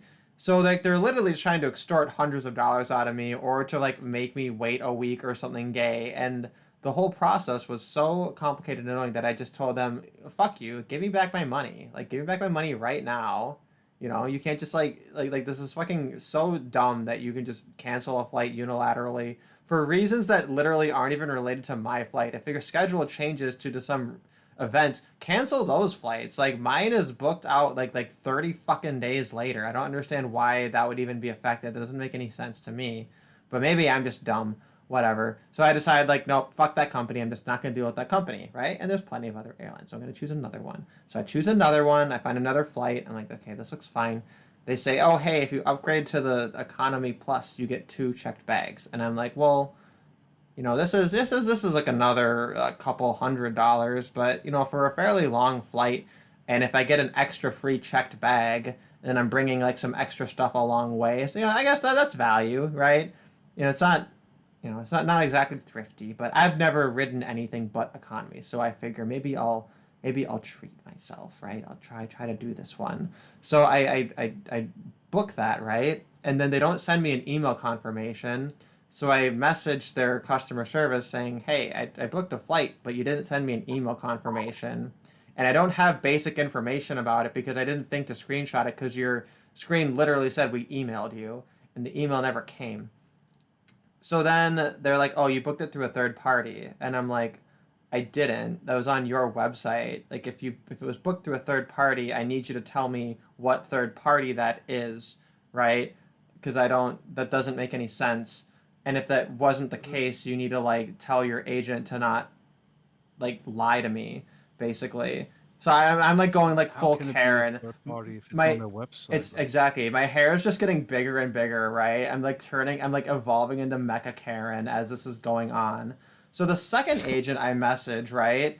I'm like, okay, so I never got a confirmation. You said the first one didn't go through because of a third party thing. I booked a new one, right? And I need to make sure that there's not a duplicate, right? Because I'm one person, I'm one individual person. So if you're looking at this flight and you see my name on there twice, like obviously I don't need to. Like obviously if you book something and the next day you try to book it again and then you have a stated recorded incident documenting what the fuck is going on, like clearly this is the issue, right? Like anybody reviewing these records should be able to feel like, oh, this is one person who's trying to give me like hundreds of dollars of money to do a basic thing, which is our fucking service, right? Let's, facilitate that and clean it up a little, right? So the person says, oh, I found your original one and I put your like mileage thing onto it so you can track that. And I'm like, okay, I don't, it's not really much like that. I guess you did a thing. Like, thanks for doing a thing, right? So I look at it and I'm like, okay, now there's two of them, and I have to like compare the two of them, and they're identical except for different confirmation numbers, right? And I don't get these confirmation emails, so I don't know which one is which, except they're identical, except that just the confirmation numbers are different. But one of them has a third-party flag on it, so I'm like, okay, I guess I have to cancel one of these. But now I'm gonna have to send you guys a third message to verify that like you're not gonna double charge me, because I have no idea if the one I was charged for was the one I canceled or not, right? So it's so goddamn complicated. I've sent them like 3 emails, done 2 separate reservations, and then I look at the tickets, and apparently like the upgraded seat is only for one of the flights when there's 2 connecting flights, which that doesn't bother me. Like I don't care if it's only for one flight, but what I'm wondering about is the baggage, because that was the only goddamn reason is I want 2 checked bags, right? And it's like if you say that upgrading gives you an extra checked baggage, but it only counts for 1 connecting flight. How does that even make sense when usually you check 2 bags up front and then you don't have to get your luggage in between connecting flights, right? Especially if the airlines are like partnered. And like, it's so fucking confusing. Like baggage fees are retarded. They're so confusing. There's just like 4 different fucking charts about where you're going and when you're going from for like whether it's the first or the second bag, right? And like I just feel like they should figure out whatever the maximum price is and just charge that across the board, because like the $10 is not worth me reading like 5 fucking pages of like how different countries, like if I happen to be coming from fucking Cuba to Canada, then it's $10 cheaper or whatever, right? It's just like so stupid. And like airlines are the only companies that get away with treating people like this. Like if I was gonna go into a clothing store and spend hundreds of dollars on clothing, right? They don't treat you this way. And anyway, so I fucking hate airlines. They're all garbage. I agree with you because I felt the same way, because we had like an insurance we were supposed to pay us if we got additional expenses for like a flight ticket, right? And then that happened, and then the flight they're like, and they're like trying to like get off from paying us, even though they said they would. So yeah, they're like completely dishonest, and they're fucking assholes. Yeah. Also, like when I ordered food. We ordered food. That was supposed to be hot, right? And then when I ate the food, it was like colder than a fucking ice cream. They what about the ice cream? Sorry. No, we ordered food for my airplane because we know that I would have to eat, right? So therefore I got food, right? But then and we ordered the food should be warm, right?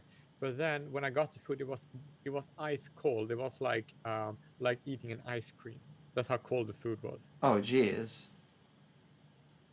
at least you haven't gotten to the point like in that Bobby Martin song where the last half is like, and then you can take it no more. And after you can stand it no more, you go on down to the pawn shop and you get yourself a pistol. That was actually a song in the top 10 in the 60s. Was Yeah, that bullet- is the implication that you kill yourself or that you go and like shoot everyone at United Airlines? No, the song is about the guy's chick is cheating on him and he plans on killing the guy she's fucking. And Yeah, it's of course it's the guy, right? He might not even fucking know. Why? Yeah. That's actually really like, oh, one woman have sex with who cheats on her boyfriend with another guy, right? And that guy doesn't even know that she's like have a boyfriend, right? Yeah, like Uh, did the man cheat on you or the woman? And like, rather than to like attack to lash out against the woman who was cheating on him, he lashed out against the guy who was she was cheating with, even though he did not know that she had a boyfriend. To be fair, in the verse before, and then you make it back up on the scene where your loved one and your best friend are now together. So that's a situation where you can make that call, I guess. Well, lucky all my friends are straight, basically. No, I just fucking wish I could live in Ancapistan where I like go call a number and I say, "Hey, is Kobe's fucking helicopter available? I'm gonna fly it all the way across the goddamn Pacific Ocean, and if it crashes and I die horrifically, at least I'll die knowing I didn't give a fucking penny to these greedy, incompetent airlines." Yeah, and that actually kind of reminds me of something. I was like watching a scientific like movie, right? And they said in that movie that the rate of violence have gone down, and the reason they said that the reason why violence have gone down is because people formed governments. And I was like, That's not true. I know, right? I was like, it's scientific, state funded, by the way. Program I was watching. I was like, does anybody buy this bullshit? Yeah, right. I don't know, man. Oh Lord, it's like, how the fuck can people just like stop pretending the government are like making violence less? Like government are like the most violent ones. Like if they're not, if they're kind of, oh, murder's gone down. Oh, you mean murder has gone down? But what if the government kills people? That's like they don't count that as murder. So like, what the fuck does that mean? Even? No, and the thing is too is like government is kind of a non-category, right?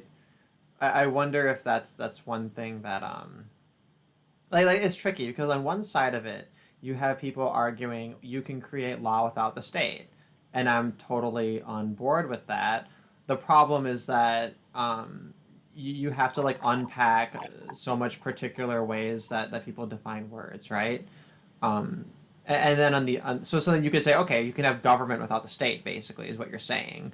But then in our common vernaculars, like we use government to refer to this particular way in which governments occur, which by my definition includes any form of terrorism, any form of violence, right? That they're unworthy of distinction.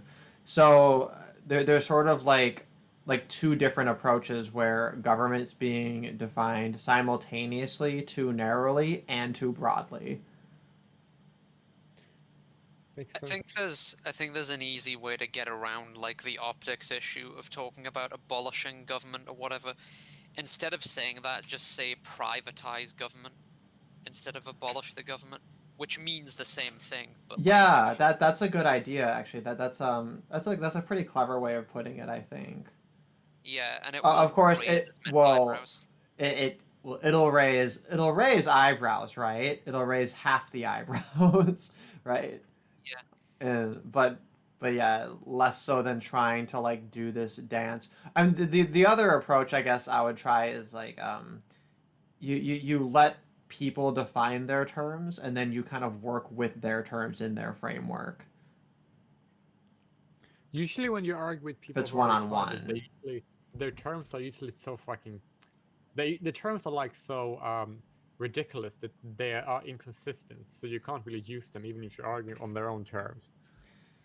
If they're very, very politically minded leftists, then yeah, their terms are gonna be like a really like strange labyrinth, right? Like even like the cornerstone of like Marxism and socialism, right, is this concept of means of production, and that's always where I immediately go to when they try to argue that, as I say, well, what's means of production, or even the other day in Steve Brule's chat, there was a guy in there who was talking about, oh, if we just had a society without money, then there wouldn't be hierarchies, and then this would solve all men's issues, right? Which is like, that's so fucking dumb. But like to unpack how dumb that is, it's like it takes more than like a few messages in a chat, right? But like people who are leftist and politically minded, they'll say shit like that without even thinking about it. That like, oh yeah, we all just abolish money, duh. Like, Everybody is like creating money. I mean, Quick question. Example of a self-employed artist. Wouldn't his means or her means of production, or their or their's means of production, be their brain? yeah, yeah. Or I was in a sociology class, right, where our woke professor introduced this concept, and I said, okay, well, let's say I go and I like pick some flowers, and then I'm gonna sell these flowers. Like, what's my means of production? My hands, my legs, just like standing around selling flowers for like 10 cents a piece or whatever. And she's like, yeah. And I'm like, what did you just say yes to? Like, you literally just said like slavery is okay under socialism, right? I mean, like I didn't even have to fucking try to like prove how dumb this is. and that's also like when you basically say this, the better but racism is like privilege plus power. So it's like, okay, so if a random person of predominantly European descent were to call a black person the N-word, is that racism? And I said yes. And a government-sanctioned raiding party of black people who goes out and on a killing spree and killing a lot of Indians, Asians, and Europeans, is that not racism? And they says, no, it's not racism because there wouldn't be systemic institutional power. And you're like, so when you say you're against racism, you're against people calling other bad words, but you're not against people murdering and torturing people based on their skin color. Why should I be against racism on your own by your own definition? You know what I'm saying? Well, and isn't it interesting that institutional systems of systemic institutions of power, somehow that doesn't include like major corporations or even the government itself. Yeah, that's so fucking weird. Like how is that not included? I feel like, okay, we're gonna use that concept. Is Google part of that? And they're like, no, that who you're a QAnon conspiracy theorist. I'm like, okay, like, but we're an oppressed people, like clearly. Like clearly, QAnon boomers are like more oppressed than black people have ever been, as a class. Like, yeah, it's always as a class people are oppressed. And never like it's like if an individual is oppressed for for no other reason than and you can't like pinpoint it to any form of like demographic that they share their oppression with others. Like, does that oppression not exist because it's not so-called class-based oppression? God, wouldn't that be like a great like cartoon? Is to have like the QAnon boomers, right? Like your grandma who's got a soft spot for Alex Jones. You know, it's like old people who are like looking around. They're at church, and then when they're eating their donuts during the reception, they're talking about like how Obama's the fallen messiah and everything. And then like the government's just perpetrating all of these like targeted campaigns to shut them down that are just like the same shit they've done to black people, right? Yeah, especially the black QAnon boomers. Or segregation of the QAnon boomers kids and shit, which are like literally like old people, but they're children because they're born QAnon boomers. I think this is a funny idea. But I did have a follow-up on the previous question. So if you were like a painter and you get some success and you realize you need to hire some people to help you keep your atelier tidy and maybe someone who helps you with paperwork. Should those people own your brain? Because the workers should own the means of production. Well, I mean, in that case, yeah, the artist has become a capitalist, right? Yeah, he created jobs. So therefore, he's Mhm. subhuman. Once you have to be create self-employed, jobs, so you can, if you're self-employed, you can keep ownership of your brain, I guess.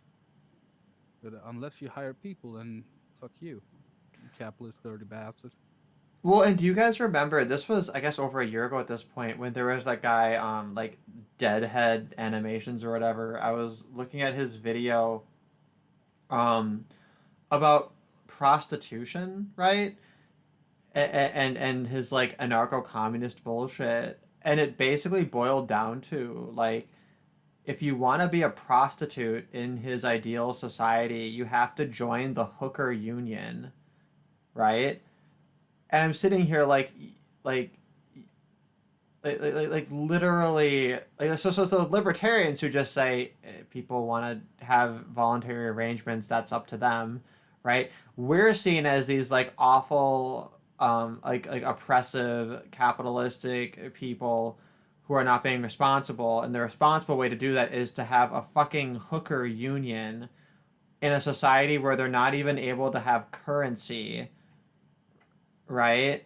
And like if you sign up for the hooker union, you also lose your power to like choose your clients and to set your own terms of the kinds of sex in your hookerdom that you're engaging in, right?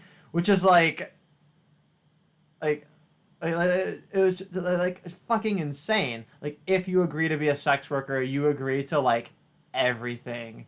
You can't just be like, oh, like I'm cool selling some feet pics on OnlyFans. Like, nope, bitch, you signed up for ghetto gaggers. Like that's anarcho-communist hookerdom. You cannot undercut the agreed union rate. You gotta charge that. Yeah, and you can't do well because that's what they're protecting, right? Is they want to make sure all the ghetto gagger people get their money, right? And you can't just like be a humble, tasteful foot nude Daytime salesman. hooker. You know, you can't. Yeah.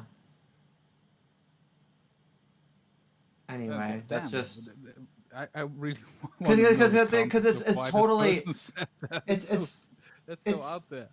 it's yeah the whole it's just so stupid. They don't think through anything that they're saying, and it's like and it's so obvious like they're just the useful idiots, right? Of people that are smarter than them who know that they can just sell them a bunch of snake oil, get them to do their bidding, and then the moment that these communists seize power, these dumb woke SJW just trash people are the first to get executed, which is frankly the one virtue of communism is that they're going to round up these just hideous SJW worthless fucking people and murder them right away. That's like the one good thing I can say about communism is that they'll murder all the SJWs right away.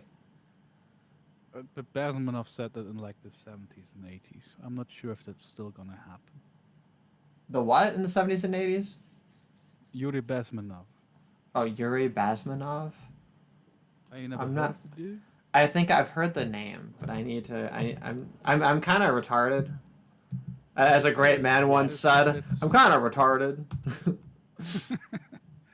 Yeah, but it's an easy Google. Yuri Bezmenov. He talks about indoctrination techniques that they used on the Americans and the Westerners, and then he elaborated on like these people who think they will be in charge once they gain power. They would all be exterminated by the Soviets. And obviously, that. Oh didn't yeah, happen. I did hear a bit about him. Yes. But it's starting nowadays, to I come don't back to me. know. Maybe it would be the Chinese who step into put them in camps, and I don't know. I kind of hope I hope they never seize power, but I hope if they do that, this will happen to them because that's you get what you fucking deserve, man. Well, maybe you've forgotten the rules, but this is a pro-China stream. We are a pro-China space. It's gonna be the Russians, and the Russians are gonna come in and do that. I misspoke. I meant Russia, not China. Sometimes okay, I yeah, mistake yeah. it too. Wait, did you say China? Ching Chong. China never did anything wrong, ever. Yeah, China it is a number one. pro-China stream. We need to support Chinese in the extermination of the Falun Gong. Xi Jinping never did nothing wrong. Wait, that was also bad. No, that was good. You stung it. Good fortune, honey, for all. But damn, you were talking with QAnon earlier. Like they had a huge article in Switzerland arguing that yes, there's some people who are just trolling and larping, but most of them are that serious. And like, how the fuck do you know? Okay, but like, so I actually followed it for some time, and then I kind of lost interest because at some point you realize like, okay, this is a little bit like tenuous. To be charitable, I'll say it's tenuous, right? But I mean, ultimately, what's the QAnon narrative, right? It's that what somebody has infiltrated the deep state and that they're cryptically leaking information to people. And ultimately, it's very hopeful information. It's this idea that there's a person on the inside working with everyone, and that eventually they're going to strategically leak things or whatever and try to wake people up. It's ultimately a narrative of hope, right? Like what the fuck is QAnon like motivating people to do in theory, right? That's somehow harmful or bad. Because as far as I could tell, nothing. Absolutely nothing. It's literally just. Trump phrased it again. He said like, "What these people are against pedophiles. I think that's good." Yeah, exactly. That's what it's like. It's like oh, like they're concerned that the government isn't very trustworthy and that maybe there's somebody on the inside who's a bit of a double agent that's throwing them a bone and giving them a little bit of hope, you know? And like yeah, it's probably all bullshit, but like why is that such a bad thing? People like sorry, believing in bullshit, that's not that shouldn't be illegal. And why is that threatening to people? It almost makes You me have to believe it's establish real. How does it cause harm? And if you can't establish how it causes harm, then it's nothing burger.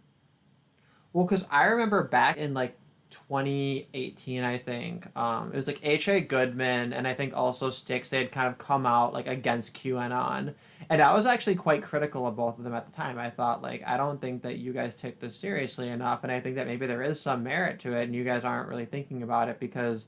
I thought that their treatment of the subject was kind of just like a generic write-off of conspiratorial styles of thinking, and like cold reading or whatever and shit like that. Like I thought that it maybe that they were just kind of like towing the line and wanting to like kind of seem superior or something. And then as time went on, when I thought more about it, I kind of thought like, yeah, there's really not much meat here. It is highly like speculative, and I don't really think there's much into it. But I was never really like a true believer of it. I just listened to it because it was like kind of interesting. And then I'd forgotten about it, right? Because I figured it's irrelevant, like dumb shit. And then like this year, people have made a huge fucking stink of it, and I was a little bit surprised that it's even still around. But like this renewed fascination with it as some kind of a threat makes me think, well, who's threatened by it and why are you threatened by it? Because if it's all a bunch of bullshit, that doesn't check out. You know what I mean? If it's all just a bunch of bullshit, like why would that be threatening? That's missing. It's only threatening if it's true. Unless I'm missing something. Unless there's some cryptic interpretations of specific QAnon messages that are like calls for violence and revolution or something. And as I've said, I haven't really been keeping tabs on it because it's not particularly interesting to me as of late. So maybe that's what's going on, but I don't know. I really doubt thing that. I really don't. I mean, there's two things. First of all, like after your long and interesting and sad airplane travel story, I would have wished that you ended it with like, but seriously, Epstein didn't kill himself. And the second thing is, like, Oh yeah, Epstein, that's there's so many people implicated that don't face any prosecution right now, so I guess there is some people who are a bit conflicted about keeping any kind of focus on the pedophilia that some people must be involved in. But what I don't get is why would they enforce highlighting QAnon, because it's just going to draw more people to the conspiracy.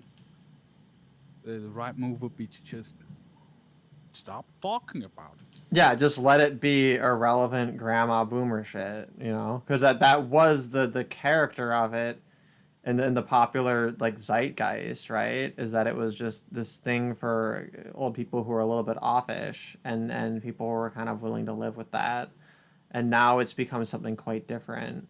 Well, and then the other thing too, though, what was it?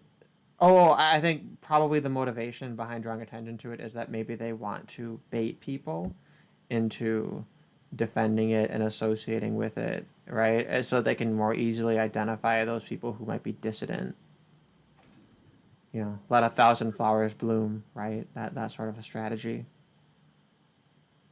Because the Chinese are very smart, right? So of course they'd use that strategy.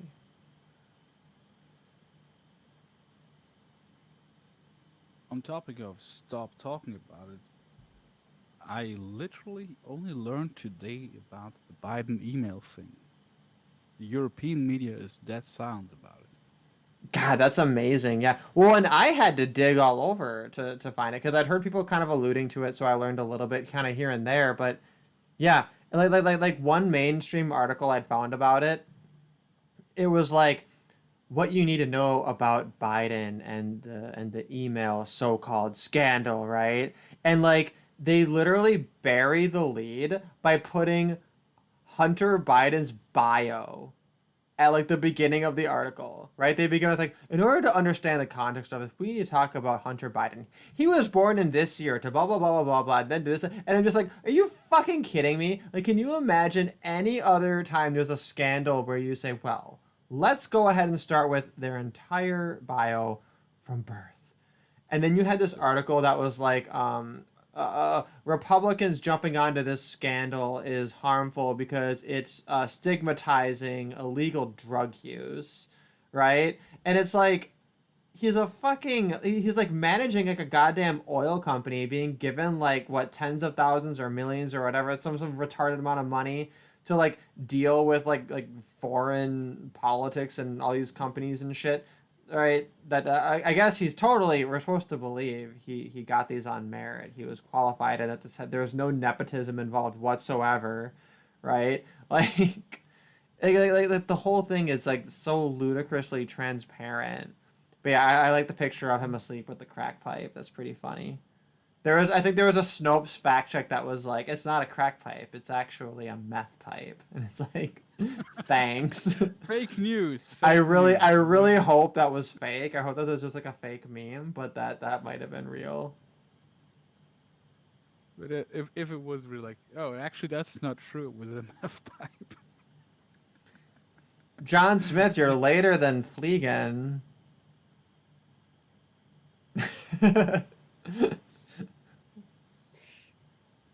But I mentioned at the beginning of the stream, I forgive people in their lateness because, you know, I used to stream kind of regularly such that people had an expectation, and then I created a new expectation, which is that I don't fucking upload anything anymore.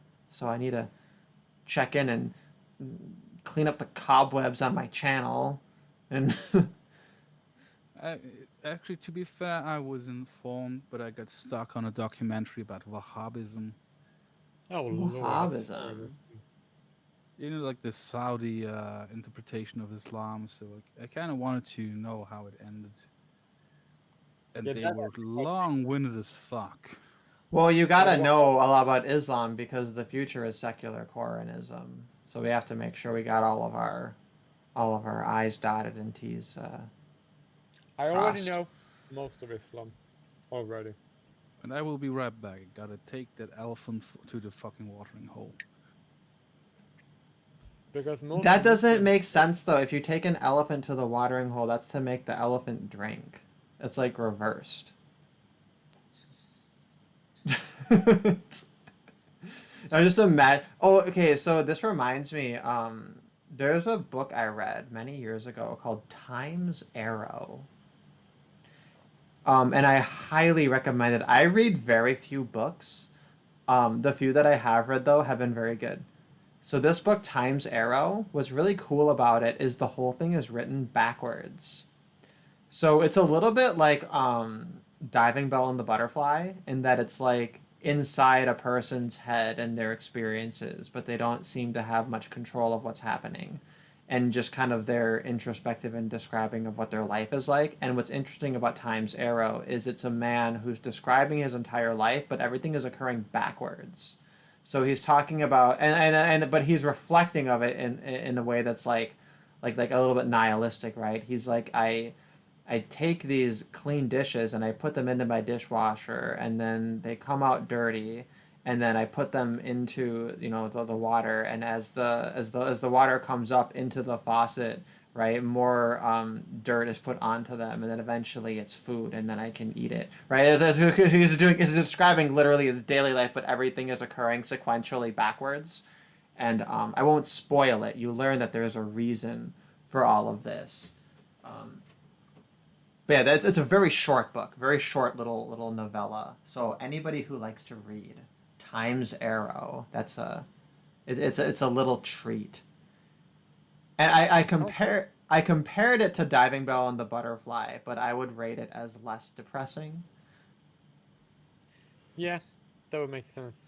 Diving Bell and the Butterfly is probably like the single most depressing thing ever, besides Grave of the Fireflies. Grave of the Fireflies is hands down like the saddest thing that's ever been created in all of art. I don't even know what that is. It's a Miyazaki film. You know Miyazaki, right? He did Totoro, Kiki's Delivery Service, Howl's Moving Castle, Spirited Away, those animus. Oh my God, he's too. Yeah. So, but many people don't know this. He also has a film. Studio Ghibli did a film, which is like a serious drama. Called I think is it a grave or graveyard? I think it's grave. Let me just double check. It's Grave of the Fireflies, and it's set in let's see.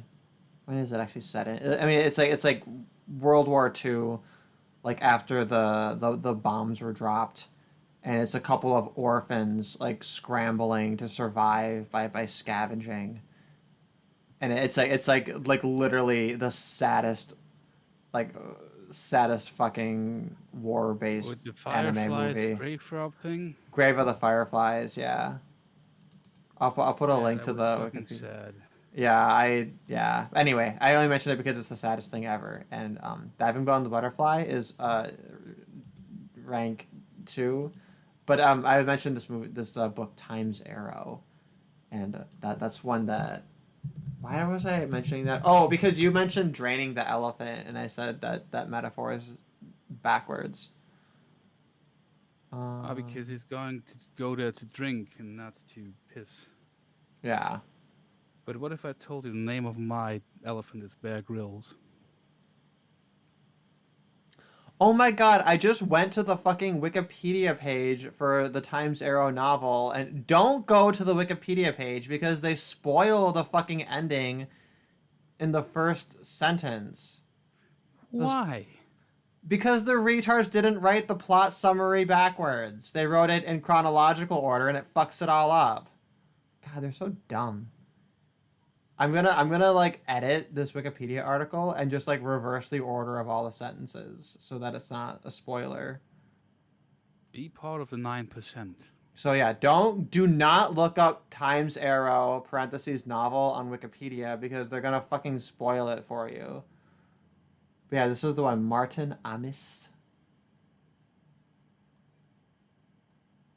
Anyway, it has a reverse chronological narrative. So he's describing everything happening backwards, and it's very well written, very cool.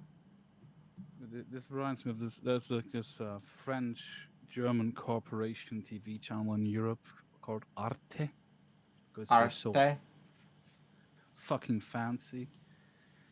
And I saw a segment on like a show that I used to watch, and they literally spoiled the whole movie A Clockwork Orange in 30 seconds. Like they were arguing everybody should watch this movie, and then they spoiled the whole thing in 30 seconds. Honestly, that doesn't bother me because this is kind of a hot take, but I think Clockwork Orange is a little overrated. Well, of course, you can argue that, but if you're gonna recommend a movie, the last thing you want to do is fucking spoil the whole plot in the next like minute. Fair. That is fair. Yeah, I agree. That I agree with. It's like what my mother did. She always spoiled every single movie we're gonna watch, like in the most, like the most worst way you can possibly do.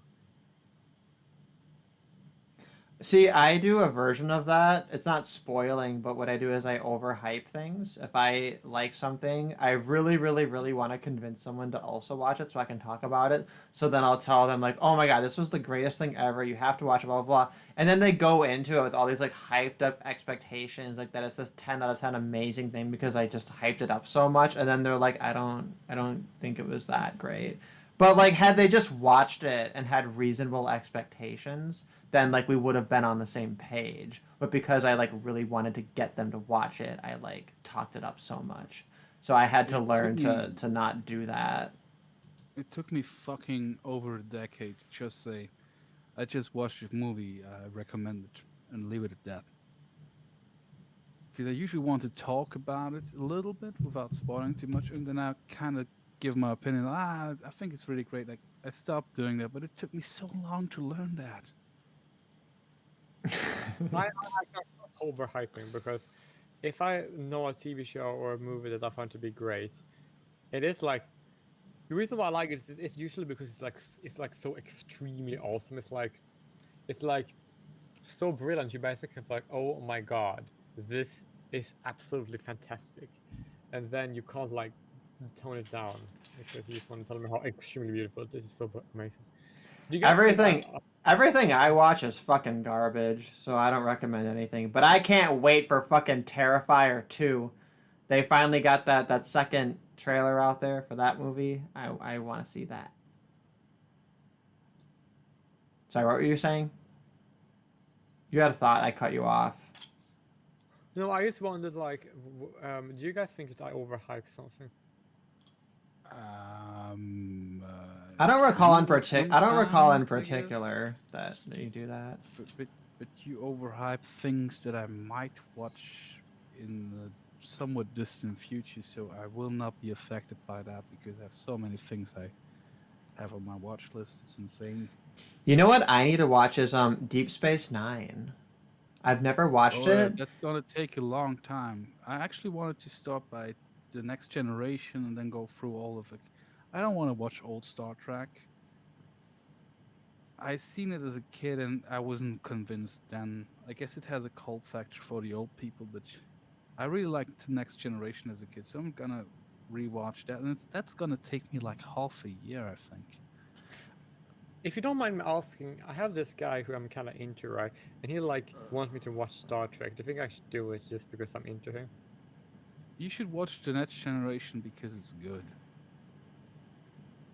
I guess And the Deep only Space risk Nine, I there think, is is that also the risk there is that then it's always associated with them, and then if like things end up not working out or whatever, you still have that association, which can be a little bit of an issue. Yeah, that actually makes sense. But Like I have that problem with Farscape that the person who introduced it to me, like we're not friends anymore. So that's always like a little bit awkward, but it doesn't make me not appreciate the series. Like, and all in all, like that, I wouldn't say it's not worth having seen it. And I guess like at this point you can't really undo that, so you might as well just like watch it. yeah, but that wouldn't bother me so much because I've basically lost all my friends I've had before. So like it would just be like regular for me. So I don't think that would be like an issue. There you go. Yeah, you can't go lower than the bottom, so you might as well. And might as well and use maybe that it works bottom. out. Yeah. Yeah, The it's all the up reason to- I've only seen like a couple of episodes of Next Generation, and I liked it just because it kind of had like a standalone episode Twilight Zone feel with like a fun flavor to it, right? So like I kind of came away with like oh, this is kind of neat. But I heard that Deep Space Nine is like much more like heavier and like dramatic and like and crazy. So I figured I might jump into that just because so much other entertainment wants to kind of be more like milk toasty. So Yes, I would. Both I don't remember either very well because the Next Generation I literally was like about 5 years old. Like I got up early before. I actually was even younger. I remember getting up before kindergarten to watch the Super Mario Brothers, and after kindergarten would watch the Next Generation. So I can't say if it's a good show or not because I just really love it as this fucking toddler. But Deep Space Nine, I watched that as a young pubescent teenager, and I liked it then. So I can't say whether or not it's good for an adult, but it's a better testament for the quality. Also, why the fuck did I watch so much television when I was a child? I but- didn't have much friends. it's automated babysitting too, right? Like I did not because my mother didn't want me to, which I can appreciate now. I remember when I was very little, at one point my mom got me this Star Trek toy, and what it was you could put like the Star Trek like figurines inside the little teleporter, and like it had a light on in it, right? And this was like old fucking like 90s technology, so I think I think it looked like 6 fucking AA batteries to like power this thing for its stupid fucking light or whatever, but it was so cool. Like it had okay, so you could turn it on, right? And I think there was like a mirror in it. So when you put the action figures inside it, you could see them, but then you would shift this little like lever on the front of it, and it would make like the sound for like them warping up, and then if you were looking through the little window in the front of it, they would make all of them disappear. Yeah. Like that was a That's cool another fucking funny toy. tile. Yeah, I'm not sure how they did it exactly. I'm not sure what the because it had to do with like there was a mirror in front and then like a light, and I think when you shifted it, it must have like I don't fucking know. I still don't know. Even as an adult, I think about that and I'm like, how did they do that's fucking magic? Like, so you give it to like a 5-year-old that's like, whoa, we're putting all kinds of shit in there, making everything disappear. Like, But they actually put a lot of thought into that ship back then because they were genuinely trying to sell something with a sense of magic because they thought kids would only like it if it was like that magical quality. And then after a couple of years or decades, they realized actually we can sell anything to kids. Don't even bother. yeah, now I'm wondering about that. Like, what the fuck that toy was. I kind of want to see if I can see like the image of the toy. But But it's actually so very old at this sadly point. Oh, It this still is the one. bothers me This a is lot. it. This is the actual toy. Yeah, this is the fucking one. I found an image of it. That's funny. I'm pretty sure this is like Okay. literally the exact one. Let's wait like half a minute until it shows up on screen. Oh, it's worse than that. It's so much worse than half a minute. We're like 15 minutes fucking lag with the chat, which is unfortunate. I'm not sure what I could do on my end, and maybe my background has something to do with it. I don't know, because I thought my background was the one that was shifting colors, but I think it's just the image. So like that shouldn't be causing anyone any issues or whatever. But it could be more nefarious. It could be the work of goddamn Susan. I mean Susan who is so wonderful and pretty. Lovely, lovely. Fuck you, Susan. Doesn't her sister like owns 23andMe or something like that? What about 23andMe? Doesn't Susan's sister isn't she like the Oh, female? I heard about that. Yeah. This is the toy here. I'll make it a little bigger, but like so you could put the things inside it on one end, and then there was like a little like lever thing, and if you look through the window, it like made it look like all the toys inside were disappearing.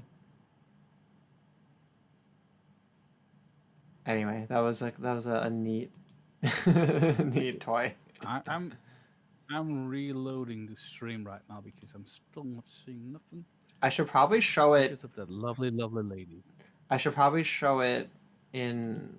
I'm still a boomer at doing like sharing screen in the Google chat. My mirror of Casper Kami dressed up like a Chinese person got taken down. Imagine my shock. I know, right? It's absolutely unexpected. Well, I'm sharing my actual screen, so it's showing like the whole fucking OBS bells and whistles, but you can still see it. You see? I'm still waiting. And there's Well, a if you go lovely go into the lady Google just Hangouts. I'm out share of screening in time. Google Hangouts. I don't see your screen shared in Google Hangouts. Really? Just see that new picture. Looking It straight into says my I'm soul. sharing, and if I go back to my Google Hangouts, it goes infinity. Oh, what's this? Maybe. Can I change things here?